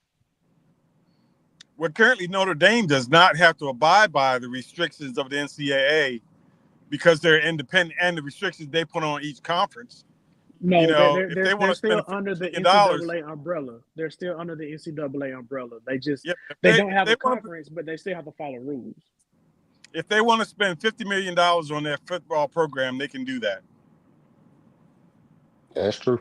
Yeah, everybody can, but my point is, whatever rules the NCAA has regarding anything, Notre Dame still has to follow by. They are only independent in football. That doesn't change the fact they have to follow rules with the NCAA. They don't get an advantage over anybody. They just have their own cable channel that shows them because they're Notre Dame and they don't have a conference and they were able to work that out years ago. But they still have to follow the same rules that everybody else does. So are I you mean, they saying, Phil? Are you saying, Phil, that they? So if, say, for instance, the SEC or the Big Ten, they have a $50 million cap, right? So you, by Notre Dame being independent, the NCAA would cap them out at 50, or whoever the highest conference is as far as The profit sharing. the NCAA will put out their whatever rules they want to put out because it wouldn't be by conference. The NCAA is going to do a blank slate. So whatever the SEC and the ACC and the Big 12 have to do, Notre Dame and the other independent schools, because remember Notre Dame is not the only independent school, they have to do the same thing as well. Because again, they are still under the umbrella of the NCAA. yeah. Well, you have So to consider the MAC. You know, Boise State. Those conferences cannot compete. Well, that they proved us on this year. They threw them in there. Uh, so what about a conference like the MAC? no, they don't care about the conference. They don't bring Again, no revenue dollars. whatever the NCAA puts out, everybody has to follow. So if the group of five, the let's just say the salary is 10 million, that's what it's gonna be. If in the power four, the salary is gonna be 20 million, that's what it's gonna be. Everybody that falls under the NCAA umbrella that plays college football has to follow the same rules. So how they work it out, that's how they're gonna work it out. That part I don't know. But everybody's going to be playing with the same rules at a certain point when it comes to money. Now, as far as scheduling, that's different. But as far as money, everybody's going to be playing under the same rules. Yeah, the biggest advantage that Notre Dame has, as far as just for the football program, because all of their other athletic programs are in an actual conference, but the football is still independent. But the Exactly. advantage that Notre Dame has is when it comes to the college football playoff. They win this. If they win on the 20th, they get $20 million And all they to don't have they Yep. don't themselves, have to share that All with goes and they anybody. don't straight to have this. them. Yeah, and they don't have to share a single dollar. And James Franklin was calling it out like, yeah, I don't think that's fair because Notre Dame can sit there and they could, let's say they schedule a middle of the road like power, power schedule as far as like strength of schedule, middle of the road. Let's be somewhere in the top 50 or something like that. As far as like playing teams, Notre Dame will probably get to the college football playoff 9 out of 10 times if they playing But like a strength of schedule ranked in the top 50. but J.R. Boston, let's be fair though. They do play an ACC schedule in football. So if at the very least, if those 6 teams from the ACC that they play suck, it's not their fault. It's the ACC's fault. Yeah, it's And the then in ACC the out trial. of Yeah. conference, and then in the out of conference schedule, they used to play Michigan. I don't know what happened to that. They still play USC. They played Texas A&M this year, who was the top 25 team. So Notre Dame doesn't always play a cupcake schedule. But to your point, yes, they could, and if they did, they would always be the number 5, number 6 seed and Yep. make it to the They'll get in there playoffs and somewhere. have home field advantage, probably win the first game, and make And them be look a out lot after better that. than what they really are. Yep. They stopped playing all of them powerhouse schools because they was losing. I mean, y'all remember them Kyle Willingham days? Man, I loved Coach Kyle Willingham. Seemed like he Kyle, had great he just character, wasn't good great though. direction. They couldn't win a game. Michigan come in there, blow them out. USC come down there, blow them out. So hey, we on TV, we can't be losing like this. Cause it was a lot of them 4-8 days. I think the They just last didn't want to invest in a time black coach, unfortunately. Yep. The last time Notre Dame was like relevant was that Brady Quinn type era or something like that. Then Yeah, after that, they had a drought for a little bit when yeah, it came to football. when him All and right, so AJ Hawk went against each other in the Fiesta Bowl. Don't Yep. forget about when Alabama blew them out in the national championship game when they had Manti Te'o. That was Yep. probably like Yep. the end of their ascension, and now Yeah. Marcus Freeman is bringing them back up. Yep.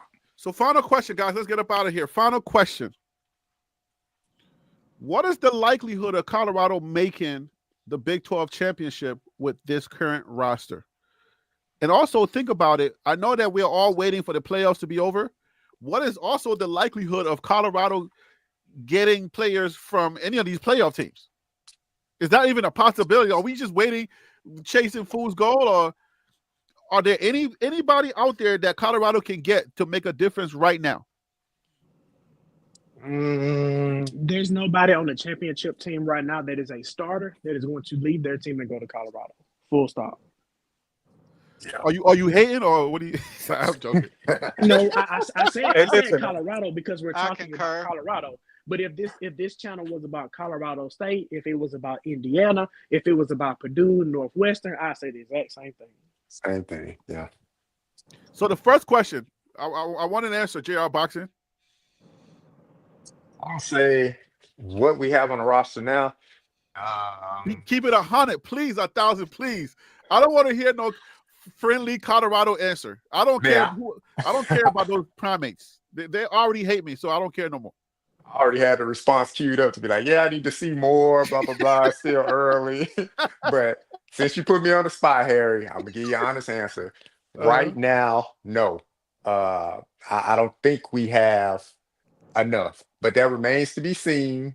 We only seen him in shorts and shirts. You know, you still got to get into a full program and get these young men built up. So, but for right now, what we have left and what we had that left out, I would say no. DC, are you still here? All right, DC's a little busy. Tim, what's your answer? If you have to go to ULM, Oh my God. Louisiana Tech, That's not the question. That's not the question. No. Tim. Wait till he land this plane. He's coming. Go ahead. get your old lineman. No, there's no way you're gonna win the Big 12 with all the talent that left, and you didn't even replenish it, in my opinion, with the same type of talent. No way. There's no. Hey Tim, but there are channels out there that saying we got dogs coming in. Man, that dog word is thrown out the window. Oh man. All right, so Tim says no. JR Boxer says no. I was moderately on the yes side. Okay, Moderately on the All right. yes. You still got your buff credit. Yes. It's all good. I ain't trying to get you on the dark side, I promise. Okay.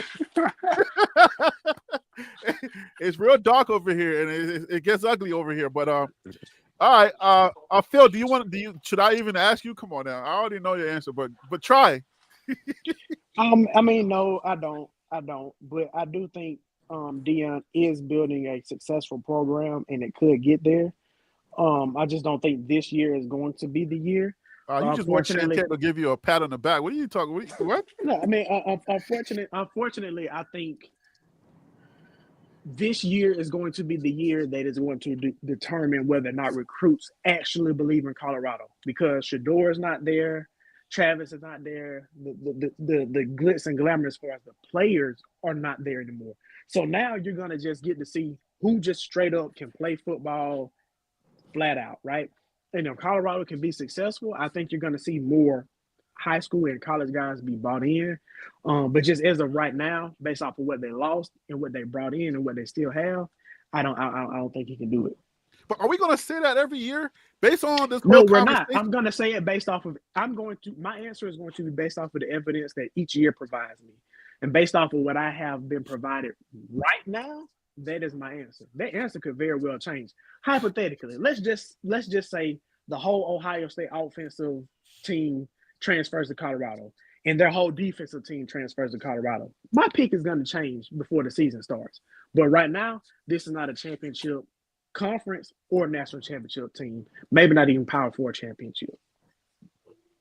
Man, you guys are. I'm just being petty with that last comment. I know. Man, I was finna say that's hard, man. Yeah, yo, I'm like, man. Hey, what boxing class you in? You a welterweight or you a lightweight? Middleweight. Middleweight, yeah. Okay, I'm like an hour south of Atlanta, man. I might need you to train me. I got some people I want to beat up. Yeah, I know. I got you. Thank you. Appreciate it. DC, let me know when you come back. Ron Tate.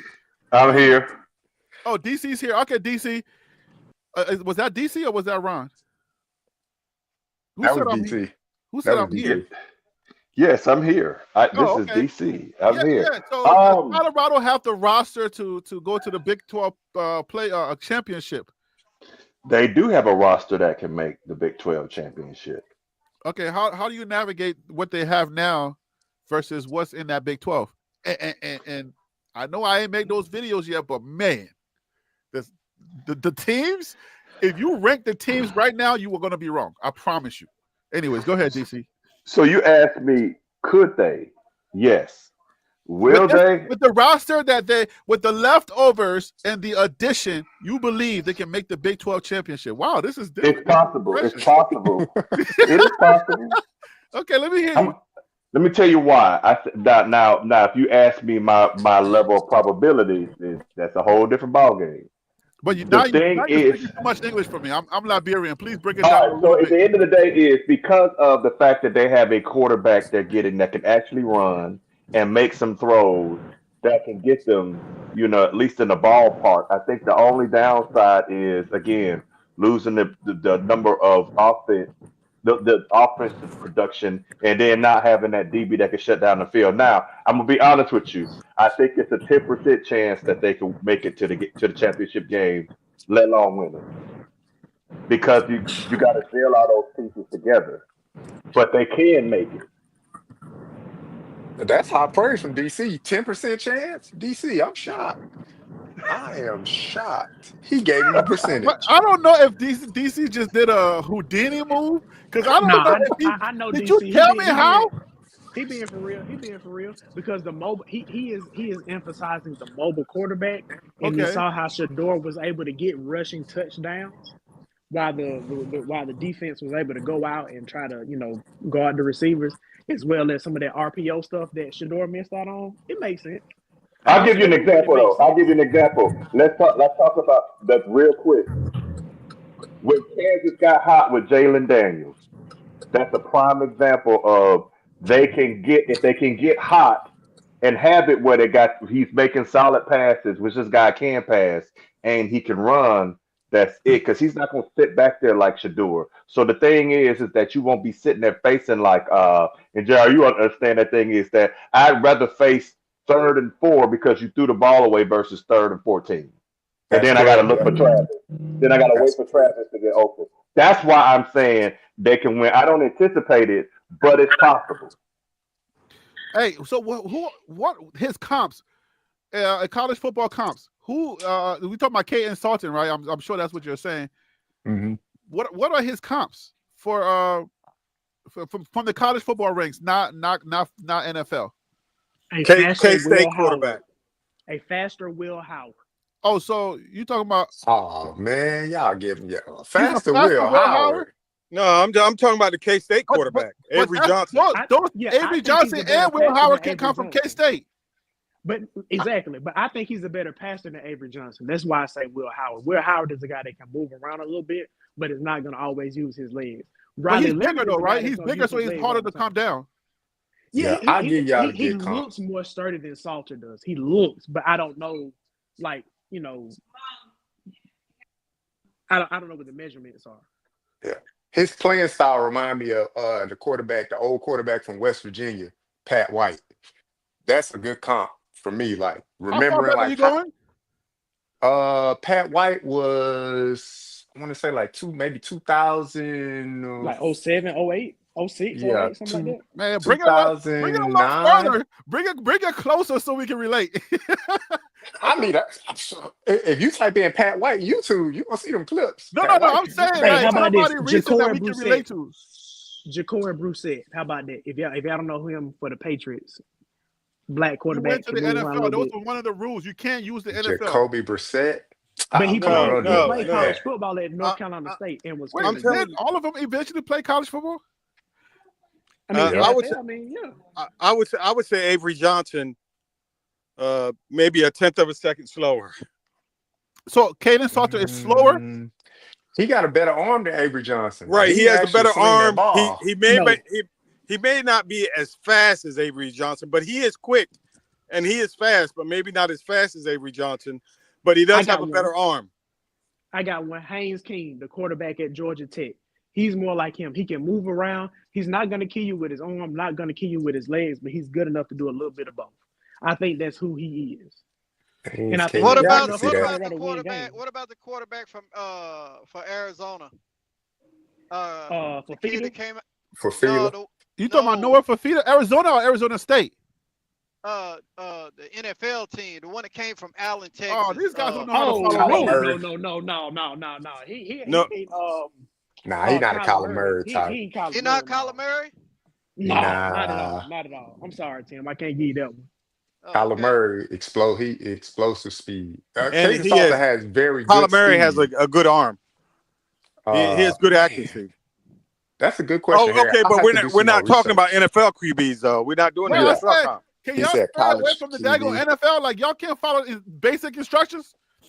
I'm trying Well, to you see. know. I'm trying to get a good comp of who he would be Yeah, like from right college because now. we do I have got it. college. The quarterback that played for what was the quarterback for South Carolina this year? That's similar. No, he's Similar. not Sellers. He's not Sellers. Sellers. I'm sorry. I would I'll say take Sellers he's over close. him. I would I'll say take he's Sellers close over him though. because of his running ability right now. But Sellers I don't right, think he can though. run like Sellers.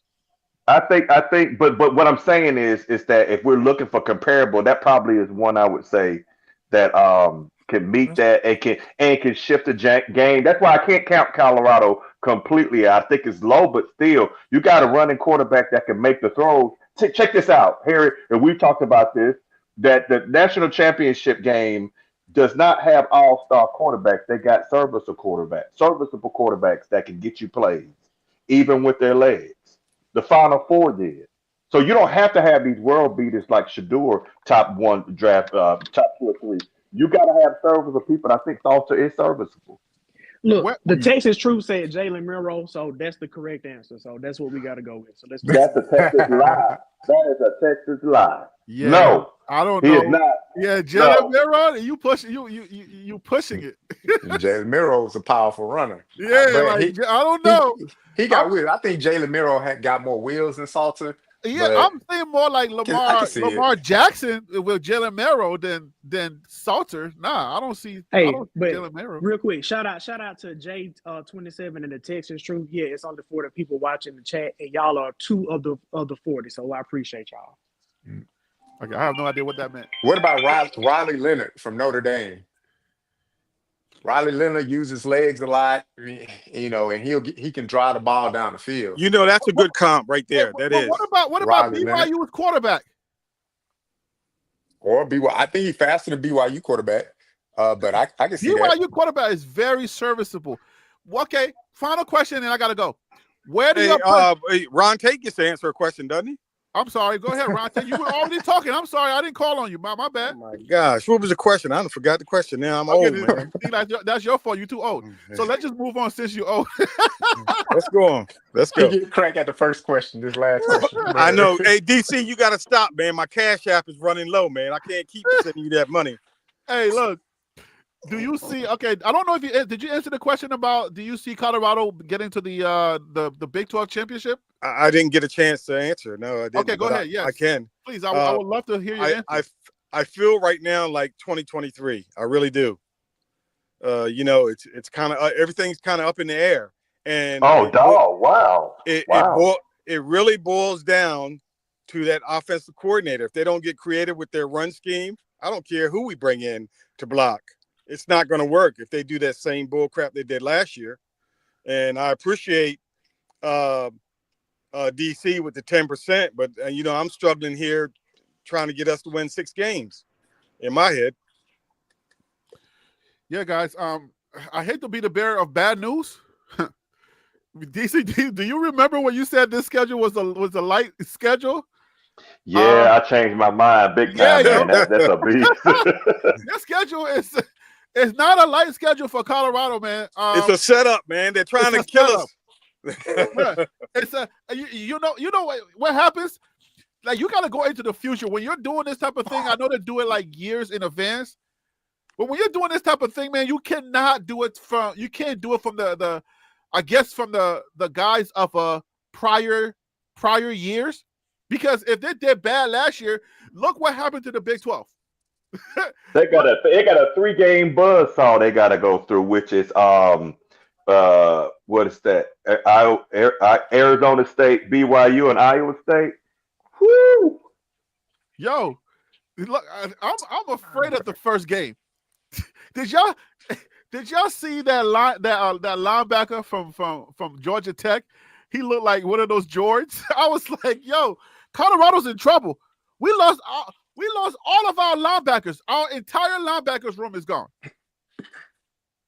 Where they do that at? You mean starting linebackers? Yeah, They still retain some of their linebackers, Harry. Who? Wester. Yeah, Wester, JB. Yeah. Goldberg. Garcia. Okay. They had a few young ones getting prepared as well. I didn't say all of the able bodies were out of the building. I was talking Oh about my players. goodness. Nope, I answered your question and here you go. Talk about it. See, you get my answer, y'all, and he all right. So let me not move the goalposts. They didn't lose the entire able body room. They lost the key players in the linebackers room. Bentley's gone, right? The Kyle Grant is gone. So, I mean, when you lose those 2 producers, now you got what? Jeremiah Brown? Hey man, y'all gotta stop sleeping on our white guys, man. You got Wester. Which white linebacker we got? I mean, yeah, that's what I told him, Ron. Which white linebacker do we got? Hey, I don't know yet. I don't know yet, but I got my fingers crossed. We still got the one of the brothers that came Wade, from Kentucky. Wade. Yeah. Yep, Wade. Yep. So outside linebacker. How bodies go? What are we talking about? Like what? Man, I mean, Wade did make bro. some plays when he was on the Every field. time he played in the game, he made a play. Every single time he played, he made a play. Wade, if I'm not mistaken, Wade led the team in sacks. Smacked us. Wade led the team in sacks, and he missed 4 games, if I'm not mistaken. Hey, listen. We're not talking about people who can play football. Somebody told me they was gonna be red shirts, but I guess they did red shirts since they played more than 4 games this year. But that's how they needed them. We're not talking about able bodies like in that know the oblong ball made of pigskin. Okay, that's we do y'all know when I ask these questions, I ain't asking surface questions, guys. I'm asking based on the projection, the trajectory. I'm asking based on where we're trying to go to. I ain't just asking y'all about football players. We got 105 of those coming, right? We talking about players. Harry, you didn't change, man. Come on, Harry. Come on, man. But don't we have to change? Do we not? Yes, Do we yes, not have grow. to start Yes, asking the real tough questions? Yes, you And you that's yes, have what, you have to now yes, be willing to ask the tough questions because yeah. if you want to be yeah. compared against these championship teams, Colorado is not ready to play any of the playoff teams that played this year. Colorado's not ready for those guys, and we saw that in the bowl game against BYU, unfortunately. All we With had that, to with do it, was beat No, Kansas. I wouldn't say. Oh, look, No, no, they no, would no, have no, stood a no, good no. chance Hey, yeah, against Boxer, don't SMU. soften it up. Don't make me put out the Bears on you, okay? I'm Yeah, just, do I'm just not make me answering the put the Who question Bears said on you. correctly. who said they would have stood a chance against SMU? Me. that sounds like No, something crazy bro. DC would say. Yeah, you ain't Oh, lying. come on, Listen, man. listen. Man, All we please. had to do was beat 4-25 Kansas. Kansas was the only team in our way. And what we do? Look, I can't speak for Kansas. Kansas was projected to win the Big 12 at the beginning of the year, if I'm And what not was their mistaken. schedule when we met them? What was their record when we met them? And Kansas also beat BYU and every other team on a And they Yeah, four-game beat win them right streak. after they were us. on like a 4-game winning streak when we played Yeah, them. so we caught them when they was a buzzsaw. What you want us to do? That's football, Harry. Come on, But man. if you have the right pieces in place, you're not worried about the 4-7 team that's barely is trying to Oh, crawl their way from the bottom to the top. You ain't worried about that. You're gonna handle business like, guess what? Be like Baylor, Let me say right? this. Let me throw this in there, Harry. Baylor gave them And 45, bro. let, you changed, Harry. let, That's let, crazy. no, let me say this, Harry, and to the panel. Okay. If our offensive coordinator, Wild dog, what up with you, man? Go ahead. if our offensive coordinator is not creative game by game, we're going to be doing the same thing. You Wait, know who's the how water offensive rolls down coordinator? here. We're going to continue to blame the Shermer, players. you already know that. But if Wait, we wait, wait. don't, Are we if keeping Shermer? Yeah, Sherman's He not Sherman not been. going there. He anywhere. hasn't been fired. So yeah, you keeping him. He ain't been fired. Yeah, he there. And let's It see gets the worse. creativity in his run game, because last year, you know, handing the ball off and telling the guys to block the man in front of you, that's not going to get it. Have we fired our running backs coach yet?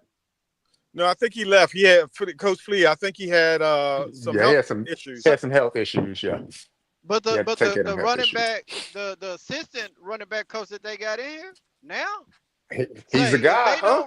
if they do not run the ball, then hey, cancel Christmas.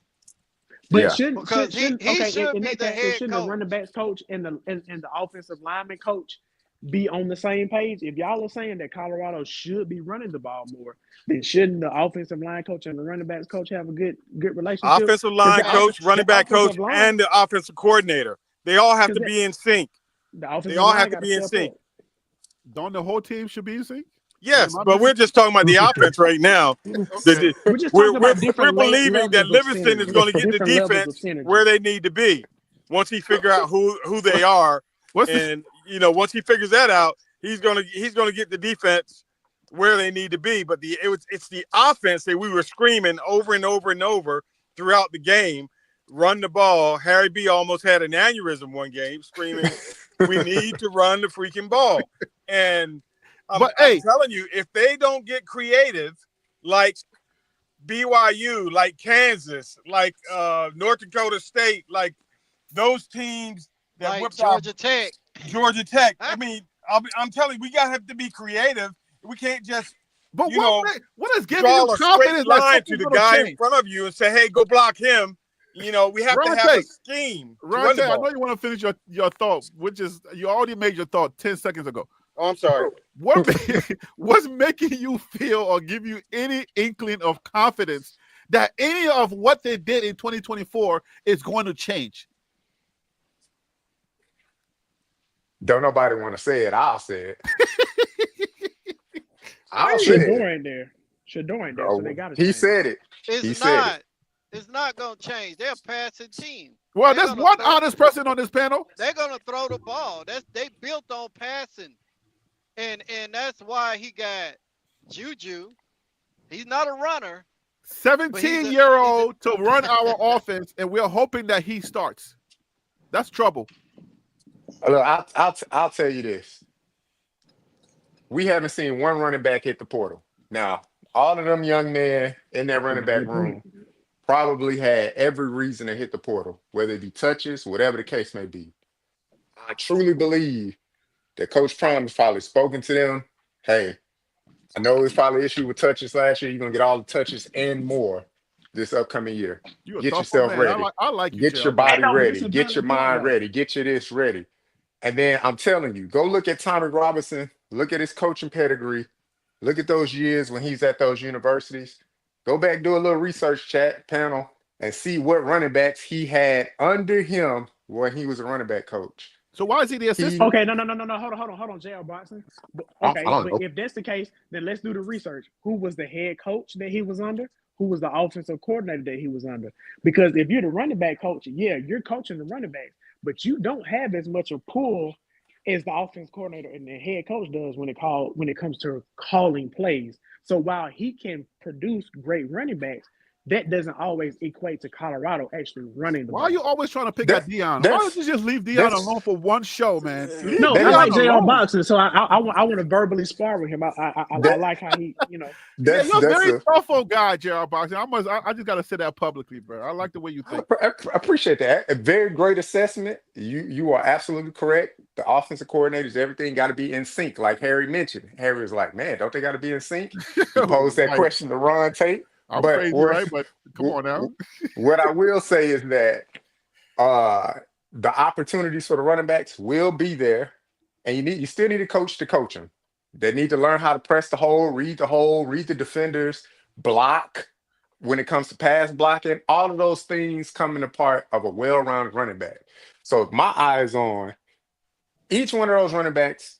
If I were there, I would have left. I'd have been like, man, I ain't getting no touches. I'm up out of here. I told them to leave, I but got they didn't leave. I don't know why they didn't leave. There I got must have been That whole something team said listens to to this them show. to be like, you're gonna get your opportunity in more.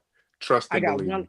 I got one last thing, JR. You made a good point about the pass blocking. If you are Mhm. going to be a running back at Colorado, I need you to prove to me that you can pass block because you're going Yep. to do a fair amount of that on the team. And if you want to be honest with you, how do guys in the NFL make their money at the running back position? It's Pass not block. Derrick Henry running all over folks. It's Mhm. pass blocking because we know on 3rd and 5, I need to have a running back that's going to protect, insert whatever quarterback I have to make this 6-yard slant to get this 5-yard first down that we need.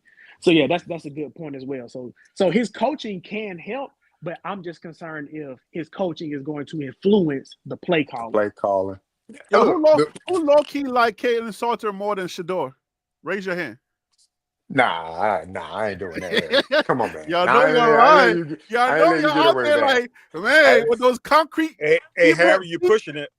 I know. Look, Pushing it, see, Harry. I'm just poking the bear a little bit. dark side Harry, man.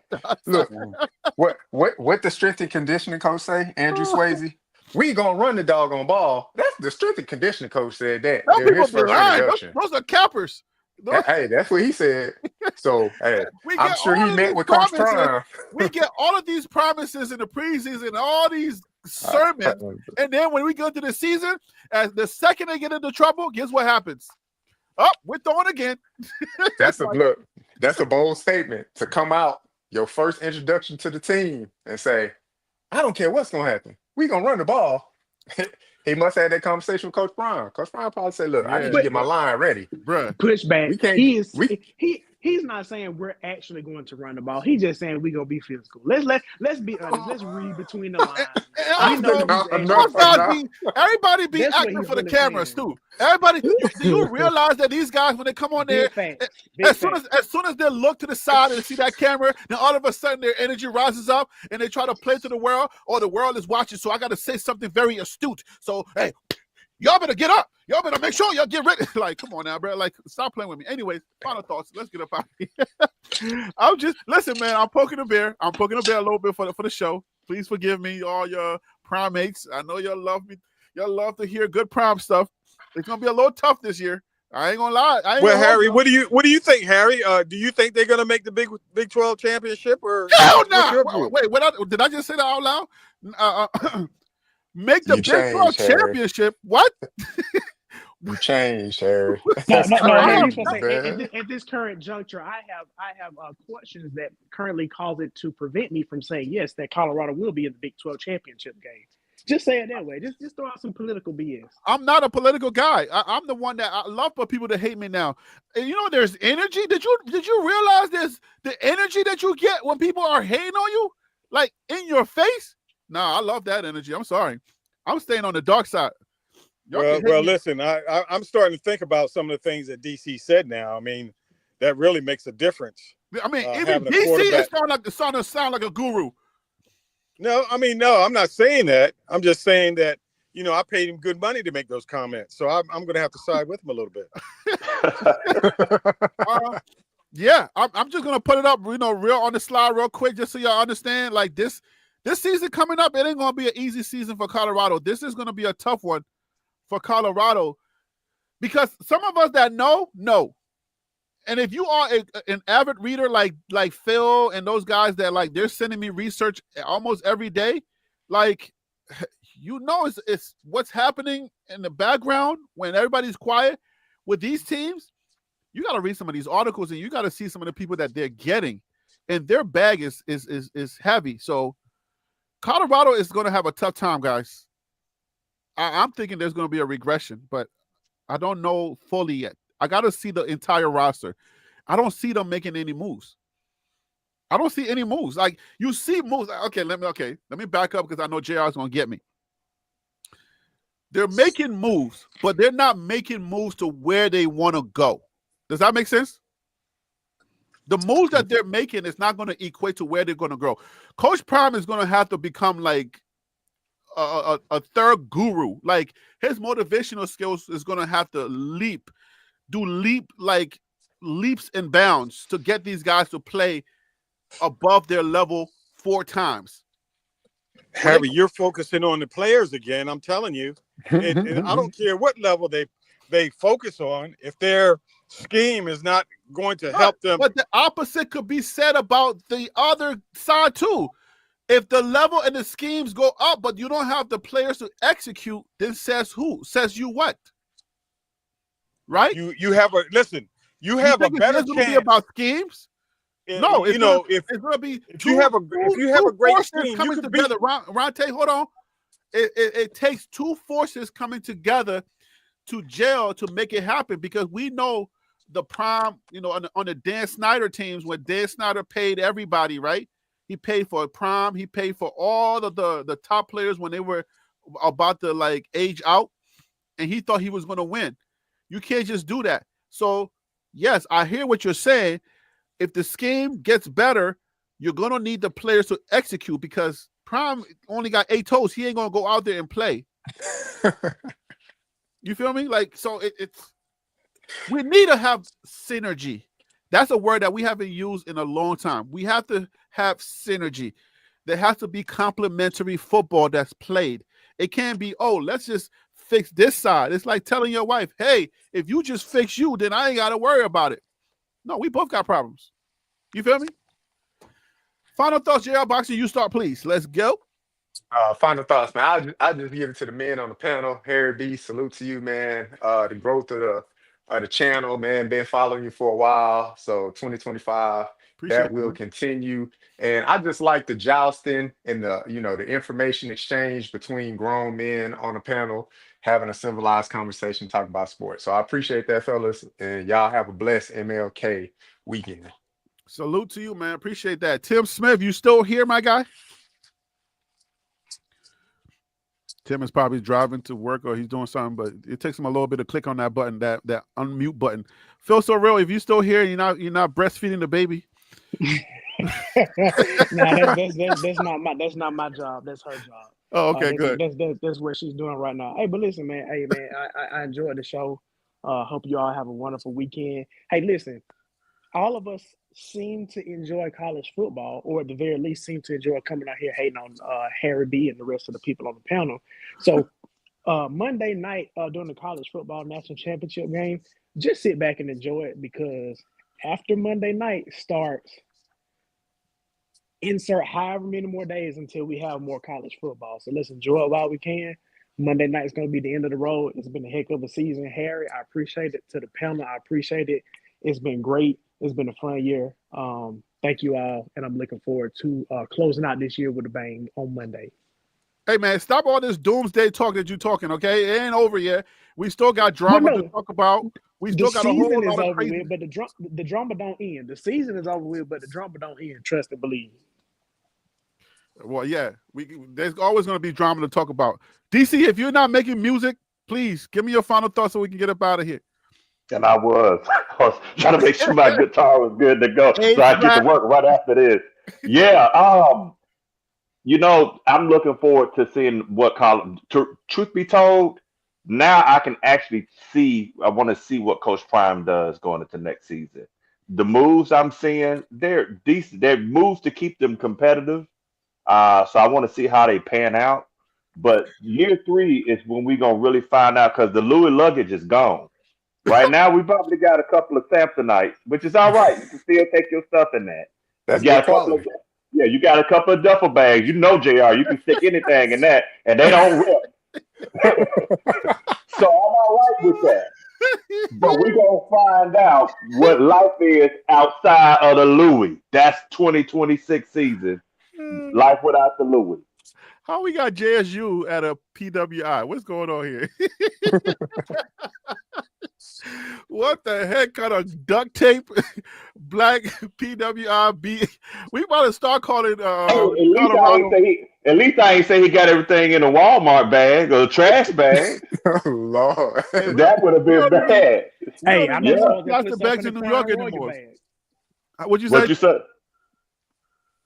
What'd you say, Phil?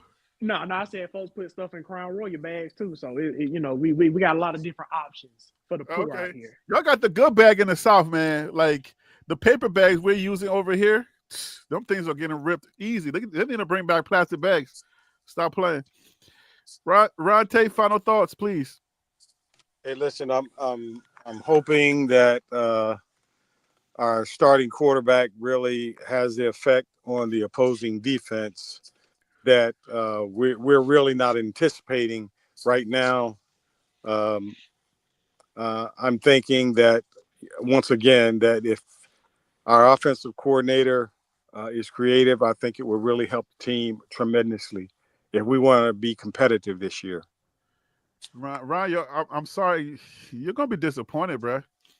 I'm sorry to tell you. Well, I said I'm hoping because I've been a part of a team where we were less talented, but we beat them because of our schemes. I mean, it can be done. It can be done. It can be done, but it's like, what changes first? The person that did not show their creativity before is going to show creativity now, or that person is going to change and do something different because they got different personnel. Okay, well, we're back. We're 3-9 then. Oh, Lord. 4-8. I mean, if I'm using your analogy, yeah, but why you gotta take my analogy all the way down like that? Without running the ball, we don't have a shot. We don't have a chance. We've proven that. We don't have a chance in 2025 if we do not run the freaking ball. It could very well be a 6-6 season next year if they don't run the ball. That's a valid point. That's stretching. That team really have to screw up to give us those other 2 games. Jay trying to get me caught up. I ain't gonna say no record because hey, listen, I got videos on the channel that I break down everything that we get in, and I'm waiting for my writing crew that feeds me, my guy Tony Cosolo. I'm waiting for them to give me some breakdowns so that I can see what we got. I need to see who's rocking in the Big 12. I need to really see what their leftovers are. It's a lot of work to do like 16 teams and then to break down our schedule to see who their leftovers are. Once I get a handle on their leftovers and their transfer portal gets, I would know what Colorado is going to be able to do because we're not making flashy moves. We're making like really like budget. You know what I'm saying? So here, what you're basically saying is instead of us warming up some chicken parmesan, we trying to warm up toast. Because that's what we're warming up leftovers. We are warming up leftovers from Thanksgiving, and it's like late January. So come on, Harry, man. Who would you fault? Hey, Harry, if that's the case, if we're getting subpar players in here, whose fault is it? Is it Coach Prime? Because what you're saying here is Coach Prime. Coach Prime is asking for money, but he's not getting it. But Harry, next season you basically telling me, see you about to tear our stomachs up. That's what you're saying. Okay, so Bruh. who do we If blame? it was hard to Who watch that BYU if game, get ready. if he's trying to bring in better talent, if he's trying to increase the talent level in the trenches, and someone's in the way of that, so do we blame the coaching staff? Do we jump all over the team We again? cannot blame Prime because Prime is trying his best. He's trying to scrap and put together a team. But we're out here trying to hold up a team that is not really like a solid team. Like remember, we got a bunch of U-Hauls again. Okay? Our best players are coming in as U-Hauls. 1-year rentals.